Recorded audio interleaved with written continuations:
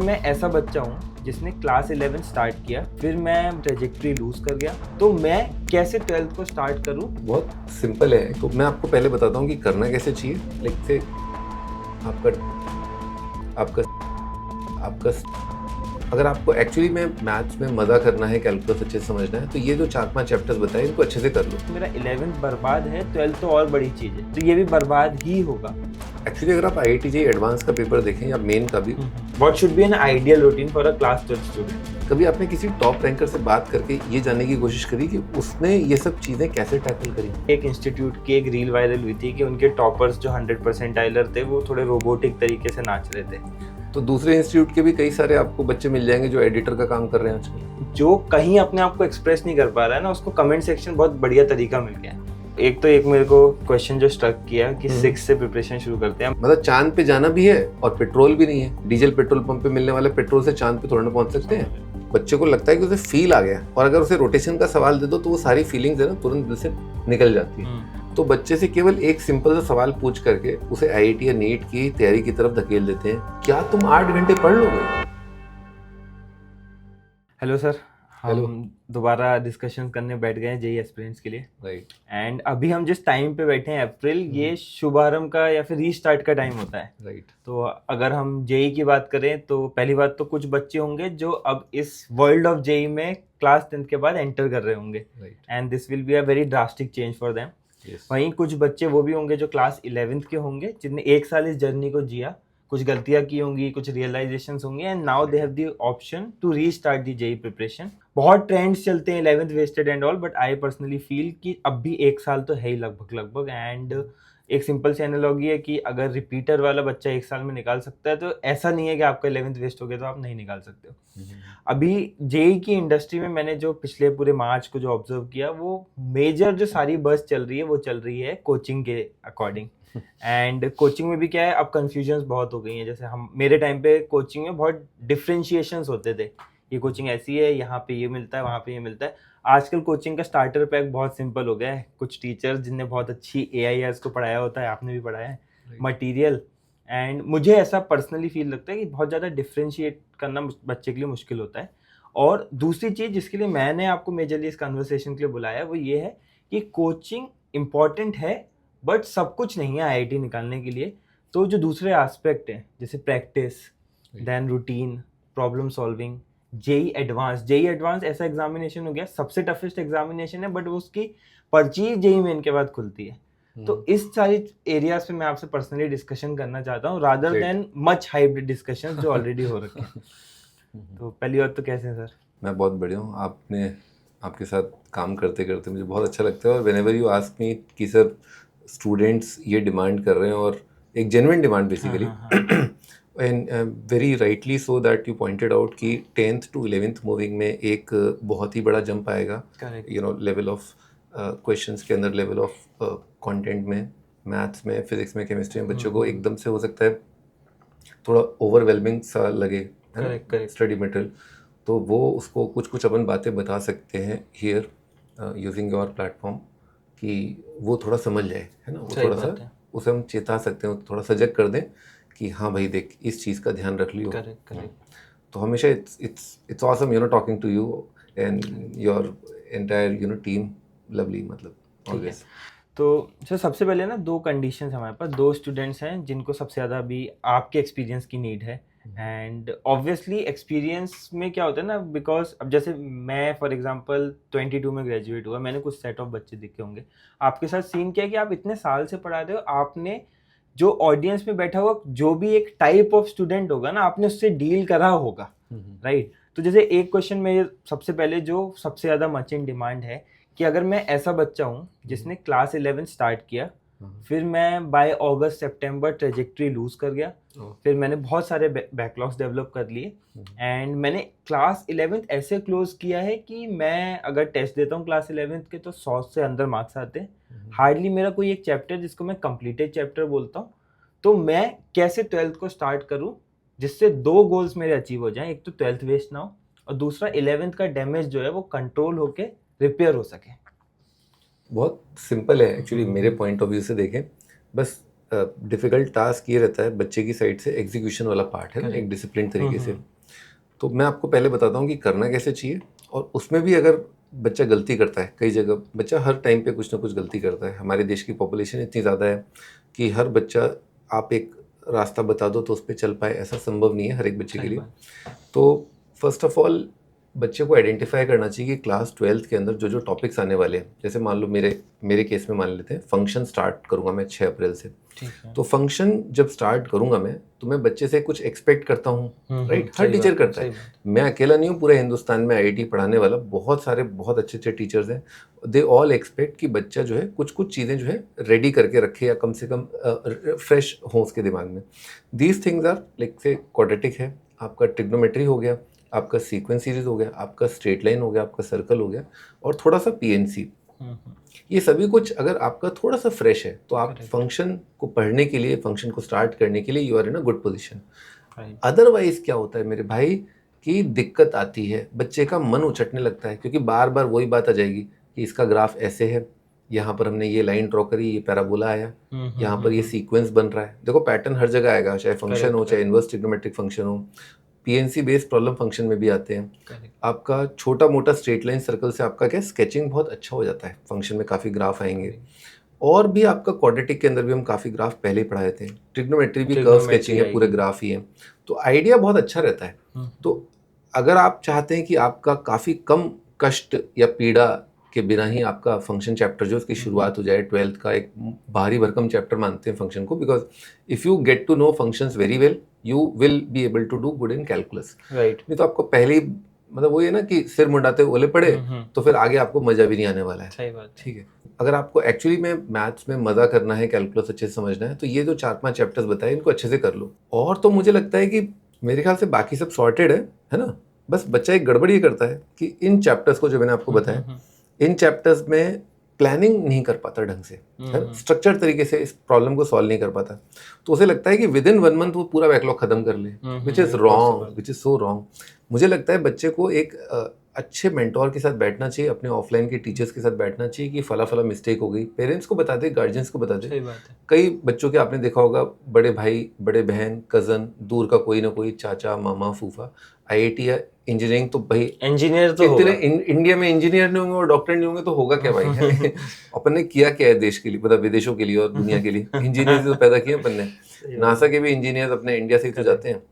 तो खूब इंजीनियर है, यू कैन सेलेक्ट कि आपके लिए किन से आप कम्युनिकेट आराम से कर पा रहे हैं। उनको प्रॉब्लम बताइए, वो आपको स्ट्रक्चर्ड सॉल्यूशन देंगे। तो मैं आज आपको स्ट्रक्चर्ड सॉल्यूशन बताऊं तो धम्म से ना सारे के सारे चैप्टर्स पे कूद मत पड़ो, प्लान बनाओ, छोटा छोटा लिटिल लिटिल करते हुए चलो, 1-1 घंटा, 1.5 घंटा, और आपका जब आईआईटी का सिलेबस खत्म होने वाला हो, एक्सटेंड करो उसे, यानी कि सितंबर तक आप बैकलॉग फिनिश करने का प्लान करो, रादर कि मैं सारा बैकलॉग पहले करूंगा फिर मैं 12th का सिलेबस स्टार्ट करूंगा। ये बहुत बड़ी, हाँ वो फिर साइकिल है, हाँ पीड़ा स्क्वायर हो जाएगा वो। हाँ। एंड मतलब मैथ्स में तो तब भी ज़्यादा बताती है, जैसे फॉर एग्जांपल केमिस्ट्री है तो आपको बस फिजिकल केमिस्ट्री में मोल कॉन्सेप्ट पढ़ाओ, बाकी सब तो नया ही होने वाला है। ऑर्गेनिक में जीओसी पढ़ाओ, इनऑर्गेनिक में कुछ नहीं भी पढ़ा तो वो तो सब इंडिविजुअल चीज़ है, उसमें कोई लिंकेज नहीं है। एंड फंक्शंस को इग्नोर कर देते हैं बच्चों को, उनको लगता है कि इससे सवाल नहीं आते, but calculus is all about playing with functions only. Playing with functions, yes. ठीक है। और दूसरी चीज़ सर ये भी होती है ना, मतलब मैंने पर्सनली ये फील किया है कि जेई में आपका एटीट्यूड बहुत इंपॉर्टेंट होता है। एंड स्टूडेंट का एटीट्यूड क्या हो जाता है कि मेरा 11th बर्बाद है, 12th तो और बड़ी चीज़ है, तो ये भी बर्बाद ही होगा। तो उस पर मतलब what can be the pointers around it, या फिर कैसे हम उसको बता सकते हैं कि भाई this is a different game and more weightage game. Right, हाँ ये बहुत अच्छी बात बोली आपने।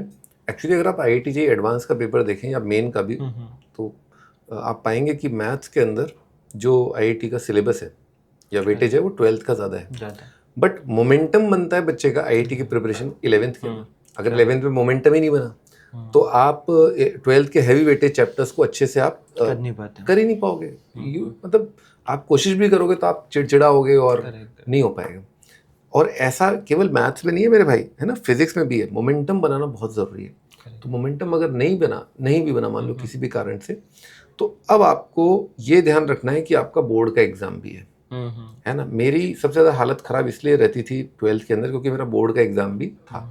तो प्रैक्टिकल बनाना है, स्कूल के अंदर भी जाना है, अटेंडेंस भी है, बहुत तरह की प्रॉब्लम्स थी। 12th में रिलैक्सेशन भी नहीं देता स्कूल 12th में ज़्यादा। रिलैक्सेशन भी नहीं मिलता आपका, अगर फुल टाइम स्कूल है तो आपको फुल टाइम 70-80% अटेंडेंस करनी पड़ेगी। तो इसको आप अच्छे से स्ट्रक्चर तरीके से चलोगे तो बेटर रहेगा। 12th की पढ़ाई को इग्नोर नहीं करना चाहिए, मुझे लगता है। एनसीईआरटी को अच्छे से पढ़ के जाओ। अभी आज की तारीख में आईआईटी मेन के अंदर क्या हो गया, फिजिक्स के अंदर बच्चा 25 में से 20-20, 22-22 क्वेश्चन करके आ रहा है। केमिस्ट्री में भी मोटा माटी इतना ही रहता है। मैथ्स के अंदर आपके 10 रहते हैं, 10-12 क्वेश्चन अच्छे बच्चे के। तो आपको फिजिक्स पढ़ना ही पढ़ना है, यू कांट इग्नोर। मैथ्स का एक क्वेश्चन स्कोर करने में आपको अगर 3-4 मिनट लग रहे हैं, केमिस्ट्री में वही 30 सेकंड लगता है, फिजिक्स में 1-1.5 मिनट लग रहा है। हाँ, तो आप how can you ignore the subject, correct है ना। तो आपको इसी तरह से अपनी रणनीति तय करनी चाहिए कि मैं इतना इतना पढ़ूंगा इस चीज़ को। सही बात है। अगर नहीं कर रहे हो तो हमने भी एक बच्चे को मेंटोर किया था, हमने उसे 12 घंटे फ़ोन पे रखा लाइव कि पढ़, और हमने उसे वो पढ़ाया जो वो नहीं पढ़ना चाहता था। तो थोड़ा इलेबोरेट करो ना, मतलब ये क्या सीन है? हाँ, तो एक बच्चा था वो फिजिक्स को यूज़ ही नहीं कर रहा था। अच्छा। हाँ, मतलब फिजिक्स हाई स्कोरिंग है but he hasn't studied for the 11th से 12th में ही आया अभी? नहीं, 12th अभी बोर्ड का एग्जाम लिखा उसने। अच्छा। तो we are talking about he started with us 14th या 13th फेब को उसने ज्वाइन किया था, और उसके बाद हमने उसे जो जो चीज़ें बोली और उसे करवाई, क्योंकि आपको कई लोगों को लगता है कि ज्ञान है, ले लेते हैं और ले लिया और हाँ अब मैं भी ज्ञानी हो गया। ऐसा नहीं होता है भाई। आईआईटी का exam, it is not about knowing good things, it is about doing good things. Implementation. Knowing everybody knows, dude. Right. ठीक है, not just you, me or anybody। मतलब कोई भी आप ऑनलाइन जाओ, इंटरनेट सबके पास है, सब जानते हैं बढ़िया चीज़ें क्या हैं। हमारा काम है वो करवाना। करेक्ट। वो मेन चैलेंज रहता है, और उसमें पेरेंट्स भी लगते हैं, उसमें फैमिली लगती है, उसमें ऐसे नहीं होता है। बच्चा झूठ बोलता है फैमिली से। अरे आप तो सब जानते हो, अंतर्यामी हो आप तो है ना, आप अंतर्यामी हो, यही तो असली प्रॉब्लम है। तो कितने मार्क्स आए थे उसके आई थिंक 80-90 टाइप्स आ रहे थे मार्क्स। ठीक है। आज उसका आईआईटी मेन का पेपर है, let's see what happens. But मतलब ओवरऑल लास्ट मॉक टेस्ट में कितने आ रहे थे? 170-180 के आसपास। रूट कॉज एनालिसिस क्या था? हाँ, रूट कॉज एनालिसिस ये था कि अगर वो बच्चा हमारे पास 1 साल पहले आता तो उसकी एडवांस के अंदर अंडर 1000 रैंक होती। रूट मतलब आपको पूरा एनालिसिस बता दिया, मतलब क्रक्स। अगर वो आज से 3 महीने की बजाय, अगर उसने अभी तो 2 ही महीने हुए, अगर वो हमारे पास अप्रैल मई में भी आ जाता 12th में, तो उसकी जेई एडवांस अंडर 1000 रैंक थी पक्की।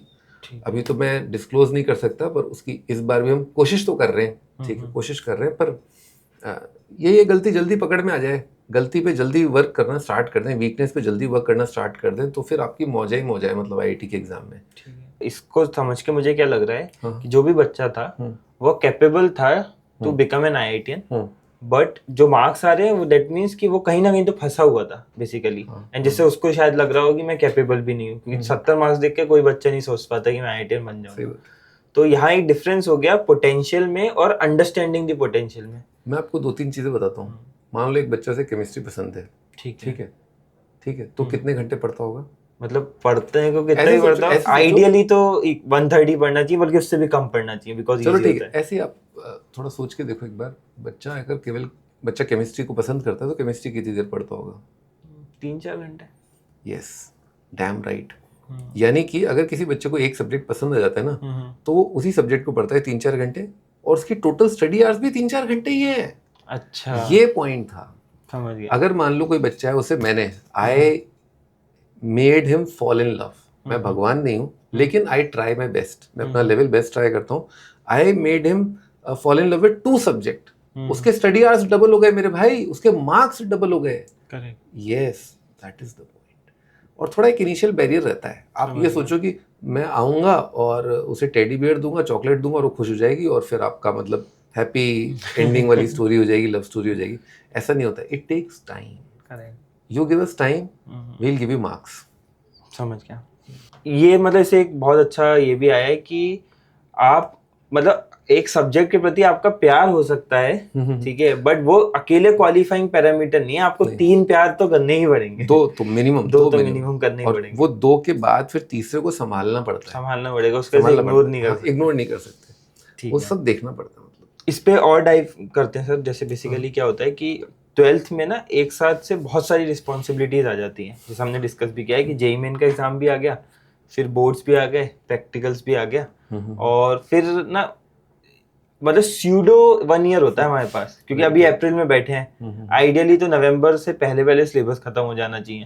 तो ये मुश्किल से 7 महीने बन रहे होंगे शायद, अक्टूबर तक 7 महीने बन रहे हैं, फिर नवंबर दिसंबर तो आप करोगे, रिवीजन करोगे। तो मुझे ऐसा लगता है कि इस वाले केस में ना आप अपने मन से नहीं चल सकते, आपको एक रूटीन बाइंड करना चाहिए। तो रूटीन पे आपका मतलब क्या से रहेगा, और what should be an ideal routine for a class 12 student? मैं आपको एक और रूट कॉज बताता हूँ जो काफ़ी लोग इग्नोर करके रखते हैं। आपको पता है आईआईटी और नीट की तैयारी जो है कब से प्रिपरेशन चल रही है, मतलब अर्ली से अर्ली टाइप्स कोई इंस्टीट्यूट, हाँ 6 क्लास से, ठीक है। ये सब जो आपने प्रॉब्लम बताई ना, 7 महीने ही है उसके पास, बोर्ड की भी तैयारी करनी है, अप्रैल से नवंबर तक उसका सिलेबस पूरा हो जाना चाहिए, फिर वो प्री बोर्ड, फिर वो प्रैक्टिकल, ये सब क्यों होता है? कभी आपने किसी टॉप रैंकर से बात करके ये जानने की कोशिश करी कि उसने ये सब चीज़ें कैसे टैकल करी?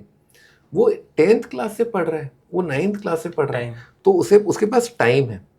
सो बेसिकली एक अच्छा बच्चा 10th क्लास के अंदर अपने आप को लेवल अप कर लेता है, जैसे क्वाड्रेटिक है, सीक्वेंस सीरीज है, आपके प्रोबेबिलिटी है, इसमें वो इस लेवल तक पहुंच जाता है कि 12th क्लास के अंदर भी जो प्रोबेबिलिटी है वो थोड़ी बहुत उसे आती है, प्रैक्टिस वो रेगुलर रखता है, उसे वो आता है, तो उसे उतना टाइम नहीं लगता। ये 7 महीने उसके लिए 7 महीने नहीं, ठीक ठाक टाइम होता है, because he has already learn some very basics, थोड़ी प्रैक्टिस भी ठीक ठाक है, तो टाइम नहीं लगता उसको, प्रैक्टिकल भी वो आराम से निकाल लेता है।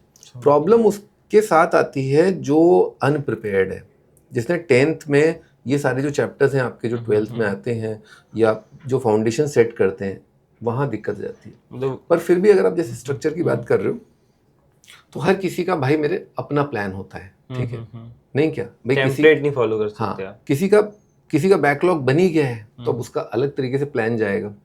किसी का अगर मान लो आईआईटी निकालना भी है और 11th में भी सुपड़ा साफ है, तो भाई अब मैं तो यही कहूँगा कि पहले अपना 11th थोड़ा सा रिपेयर करो, थोड़ा मरम पट्टी कर लो, फिर थोड़ा 12th का सीबीएसई साइड स्टार्ट करो, ठीक है। अगर ये दोनों बातें आपकी हो जाती है, मतलब 11th का आपने बैकलॉग भी पूरा कर लिया, 12th का सीबीएसई लेवल का भी आपका रेडी है, और आप सितंबर अक्टूबर तक पहुंच गए, तो सितंबर अक्टूबर तक आप आईआईटी मेन 2 अच्छा रिजल्ट आता है तो आप आईआईटी एडवांस का भी थोड़ा थोड़ा करते रहो। लेकिन आप बोलो कि मेरा 11th का सुपड़ा साफ है और 12th में बोर्ड पे आप ध्यान न दो, मैं तो एडवाइस नहीं करता। अगर बिल्कुल ही मैदान, हाँ आपका मैदान ही साफ है तो सही बात है। अच्छा, लेकिन इसमें एक कैच और है भाई, इसमें है ना, वो भी बताया तो कि जिस बच्चे का 11th उसको लगता है कि सुपड़ा साफ है, बैकलॉग हो गया, ये हो गया, वो हो गया, एक्चुअली में वो काफी अच्छा बच्चा होता है, क्योंकि उसके नंबर नहीं आ रहे होते, वो तो नंबरों के बेसिस पे चल रहा है ना, सब जज करा आपका। और आईआईटी एडवांस और मेन में तो नंबर किसके आए हैं भाई, 30% पे सिलेक्शन हो जाता है, 360 में से 100 पे सिलेक्शन है। तो अच्छा बच्चा भी अपने आप को बहुत अंडर एस्टिमेट करके चलता है। तो प्लीज मुझे लगता है कि सबसे पहले आप अपने टीचर्स के पास जाइए और पूछिए कि आपका एक्चुअली में बैकलॉग है भी या नहीं है। नंबर न आना बैकलॉग थोड़ा ना हो गया। सही बात। तो प्लीज चेक, बहुत रियलिटी चेक करने का जरूरत है ना? हाँ, अच्छे मेंटोर का जरूरत है, अच्छे ऑफलाइन टीचर्स से नज़दीकी बना के रखना ज़रूरी है, बिकॉज वो लोग आपको बहुत अच्छे से गाइड करते हैं। ठीक है सर, 2-3 चीज़ें। पहली बात तो एक मेरे को क्वेश्चन जो स्ट्रक किया कि 6 से प्रिपरेशन शुरू करते हैं, मेरे भी इसमें मिक्स्ड थॉट्स है। मत करो, हाँ, नहीं 6 से मत करो। मैं तो बस आपको बता रहा था कि 12th के बच्चे के लिए आपने 7 महीना बोला ना, तो मैंने जैसे ही आप 12th में 7 बोलोगे मैं 10th बोलूंगा। आप बोलो अंडर 100 रैंक चाहिए, मैं ओलंपियाड या 9th बोलूंगा। आप बोलो ये चाहिए, मतलब चांद पे जाना भी है और पेट्रोल भी नहीं है, तो फिर भाई क्या कर रहा है भाई, है वहाँ तो अलग फाइनर पेट्रोल लगता है, वहाँ तो पेट्रोल की क्वालिटी बहुत शानदार चाहिए। ये अपना ये डीजल पेट्रोल पंप पे मिलने वाले पेट्रोल से चांद पे थोड़ा ना पहुंच सकते हैं। मतलब बेसिकली जितने बड़े गोल है उसके हिसाब से ईंधन रखना पड़ेगा। हाँ, और बिल्कुल ठीक है। और एक और चीज़ थी सर कि बेसिकली चलो बात कर लेते हैं, जैसे हमने अभी रिसेंटली भी एक इंस्टीट्यूट की एक रील वायरल हुई थी कि उनके टॉपर्स जो 100% थे वो थोड़े रोबोटिक तरीके से नाच रहे थे। तो दूसरे इंस्टीट्यूट के भी कई सारे आपको बच्चे मिल जाएंगे जो एडिटर का काम कर रहे हैं आजकल। ऐसा थोड़ा ना कि हर इंस्टीट्यूट का जो बच्चा है वो आप उसे किस बेस पे जज कर रहे हो, पढ़ाई के लिए जज कर रहे हो ना। टॉपर है तो पढ़ाई पे जज करो, पढ़ाई में वो ऑल नंबर, और जज कौन कर रहा है, फिसड्डी बच्चा या ऑडियंस है। ऊट पटांग कमेंट आ रहे हैं, क्या जरूरत है कमेंट करने की, आप अपना पढ़ाई करो। ये कमेंट करने के लिए आ कौन जाता है ऑनलाइन, मेरे को तो ये समझ में नहीं आता। कभी कभार चले जाओ आप, लेकिन इतने सारे कमेंट कैसे हो सकते हैं उस वीडियो पर? It is not possible, unless otherwise की जो जनता है वो पढ़ाई में दिलचस्पी ही नहीं रखती है। अगर आप दिलचस्पी रखते हो तो आप अपने दोस्तों को देखोगे तो वो मोर और लेस ऐसे ही होंगे। तो मेरे को तो आज भी डांस नहीं आता, मैंने अपनी शादी में डांस नहीं किया ना, उसकी वो क्या कहते हैं एक दिन पहले का कुछ होता है पार्टी वार्टी, मैंने नहीं किया एंड इट वाज एक्सेप्टेबल। मैं IIT दिल्ली से हूँ ना भाई, है? और तुम चाहो ये नाचेगा भी लड़का हमारा दामाद, ऐसा नहीं हो सकता ना। लड़की नचाए तो ठीक है, सास ससुर नचा रहे हैं बताओ। ऊपर से मेरे हिसाब से हर किसी की ना लाइफ ट्रेजेक्टरी भी अलग होती है। मतलब जनरली जो अभी IITians की जो मैंने भी ऑब्जर्व की है कि बहुत मतलब दिस इज रियलिटी कि व्हेन वी एंटर IIT बहुत नर्डी होते हैं, बट फिर वहाँ वो माहौल ही अलग होते हैं। मतलब I have seen a lot of students जो जैसे मैं ही जब IIT, मतलब इतनी बात तो बहुत हो गई, राइट मतलब जो पहले ऑडिशंस होते ना क्लब में तो मुंह नहीं खुलता था, तो वो माहौल आपको मोल्ड कर देता है, इतने सारे कॉम्पिटिशन्स है, इतने सारे सब कुछ हैं। सो एंड मुझे ऐसा ये भी लगता है कि आज के टाइम पे ना जो कहीं अपने आप को एक्सप्रेस नहीं कर पा रहा है ना, उसको कमेंट सेक्शन बहुत बढ़िया तरीका मिल गया है कि कुछ लगता ही नहीं है कुछ भी बोलने के लिए। मतलब टॉपर के सामने खड़े होकर आंख नहीं मिला सकते आप, बट कमेंट सेक्शन में उसके बारे में बोलने में क्या ही जाता है। राइट। और अब जैसे 10th का भी एक वो आया, अभी बहुत सारे बच्चों ने 10th दिया, ठीक है, एंड 10th में रिलेटिवली मुझे पर्सनली लगता है कि मार्क्स लाना बहुत आसान है, बिकॉज पहली बात तो थ्योरी बेस्ड है, बहुत सारी चीज़ें होती हैं, एंड IIT की तरह नहीं कि ऑब्जेक्टिवली ये आंसर है तो ये आंसर लगाए तो ये मार्क्स मिलेंगे। इनका भी ट्रांजिशन हो रहा है JEE में। एंड दूसरी चीज़ क्या है कि बहुत ज़्यादा माहौल भी बना हुआ है 10th के बच्चों के अराउंड कि क्या ये 10th के बच्चे किसके पास जाएंगे। माहौल इम्पोर्टेंट है।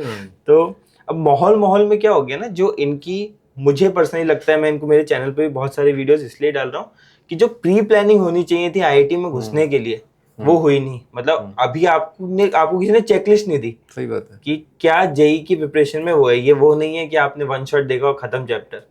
तो what can be the pre requisites for class 10 students जो JEE प्रिपरेशन स्टार्ट करना चाह रहे हैं? JEE या नीट दोनों ही मतलब मेरे ख्याल से आप सेम रख सकते हो, क्योंकि मैथ्स में भले कुछ बच्चे तो बहुत आगे चले जाते हैं 10th क्लास के अंदर ही, वो इतना ज़्यादा मैथ्स कर लेते हैं कि उनको PCM साइड जाना होता है, बट फिर भी मैं एक बच्चे को एट पार ही ट्रीट करूँगा अगर वो नीट और IIT की चॉइस उसने ली है। बिकॉज नीट के भी टेस्ट टेकर्स अच्छे खासे हैं, IIT के भी टेस्ट टेकर्स अच्छे खासे हैं। दोनों ही टेस्ट के अंदर आपका 2 साल तक मोटिवेटेड रहना, कंसिस्टेंट रहना, एफर्ट्स पुट करना, पेशेंस रखना कि प्रॉब्लम सॉल्व आज नहीं हो रही है कल हो जाएगी, आज मुझे समझ में नहीं आ रहा है कल समझ में आ जाएगा। यश भाई देखो ऐसा है कि सारी बातें आपको तुरंत समझ में आ जाए ऐसा होता नहीं है, मतलब है ना। अगर आपको लग रहा है आपको सारी बातें समझ में आ रही है तो आप केवल फॉर्मूला याद करने की साइड हो, एप्लीकेशन नहीं पढ़ाया जा रहा है। फिजिक्स में मैं देख रहा हूँ ऐसे वो मतलब वीडियो आ रहे हैं सामने जिसमें बच्चे को लगता है कि उसे फील आ गया है ना, और अगर उसे रोटेशन का सवाल दे दो तो वो सारी फीलिंग्स है ना तुरंत दिल से निकल जाती है। IIT की प्रॉब्लम में आपको फील से डेरिवेशन में थोड़ा हेल्प मिल जाएगा कि सेब नीचे गिरा धरती पर आ गया, ग्रेविटेशन है, पर ग्रेविटेशन का कोई ढंग का प्रॉब्लम आप कर लो ना, वो सारा वो सेब वेब सब उड़ जाते हैं तुरंत दिमाग से। Again coming to the point कि 10th क्लास का बच्चा जो है ना उसे बहुत अच्छे से रियलिटी चेक करके रखना चाहिए कि वो रेडी भी है कि नहीं है। और एक और बड़ी दिक्कत मुझे लगती है कि कई लोग इतने पॉपुलर हैं, उनको अगर पाई के बारे में 4 बात बता दूं तो 4 पाई पे मुद्दे, मतलब ठीक है। लेकिन आप अप्रिशिएट किसको कर रहे हो? आप नॉलेज को, आपको IIT या नीट की प्रिपरेशन करनी है, 10th क्लास तक आप ये वाला कंटेंट कंज्यूम कर रहे हो, ऐसा कैसे हो सकता है? मतलब मुझे तो कुछ टॉपसी टर्वी लैंड लगता है कि क्या हो रहा है भाई।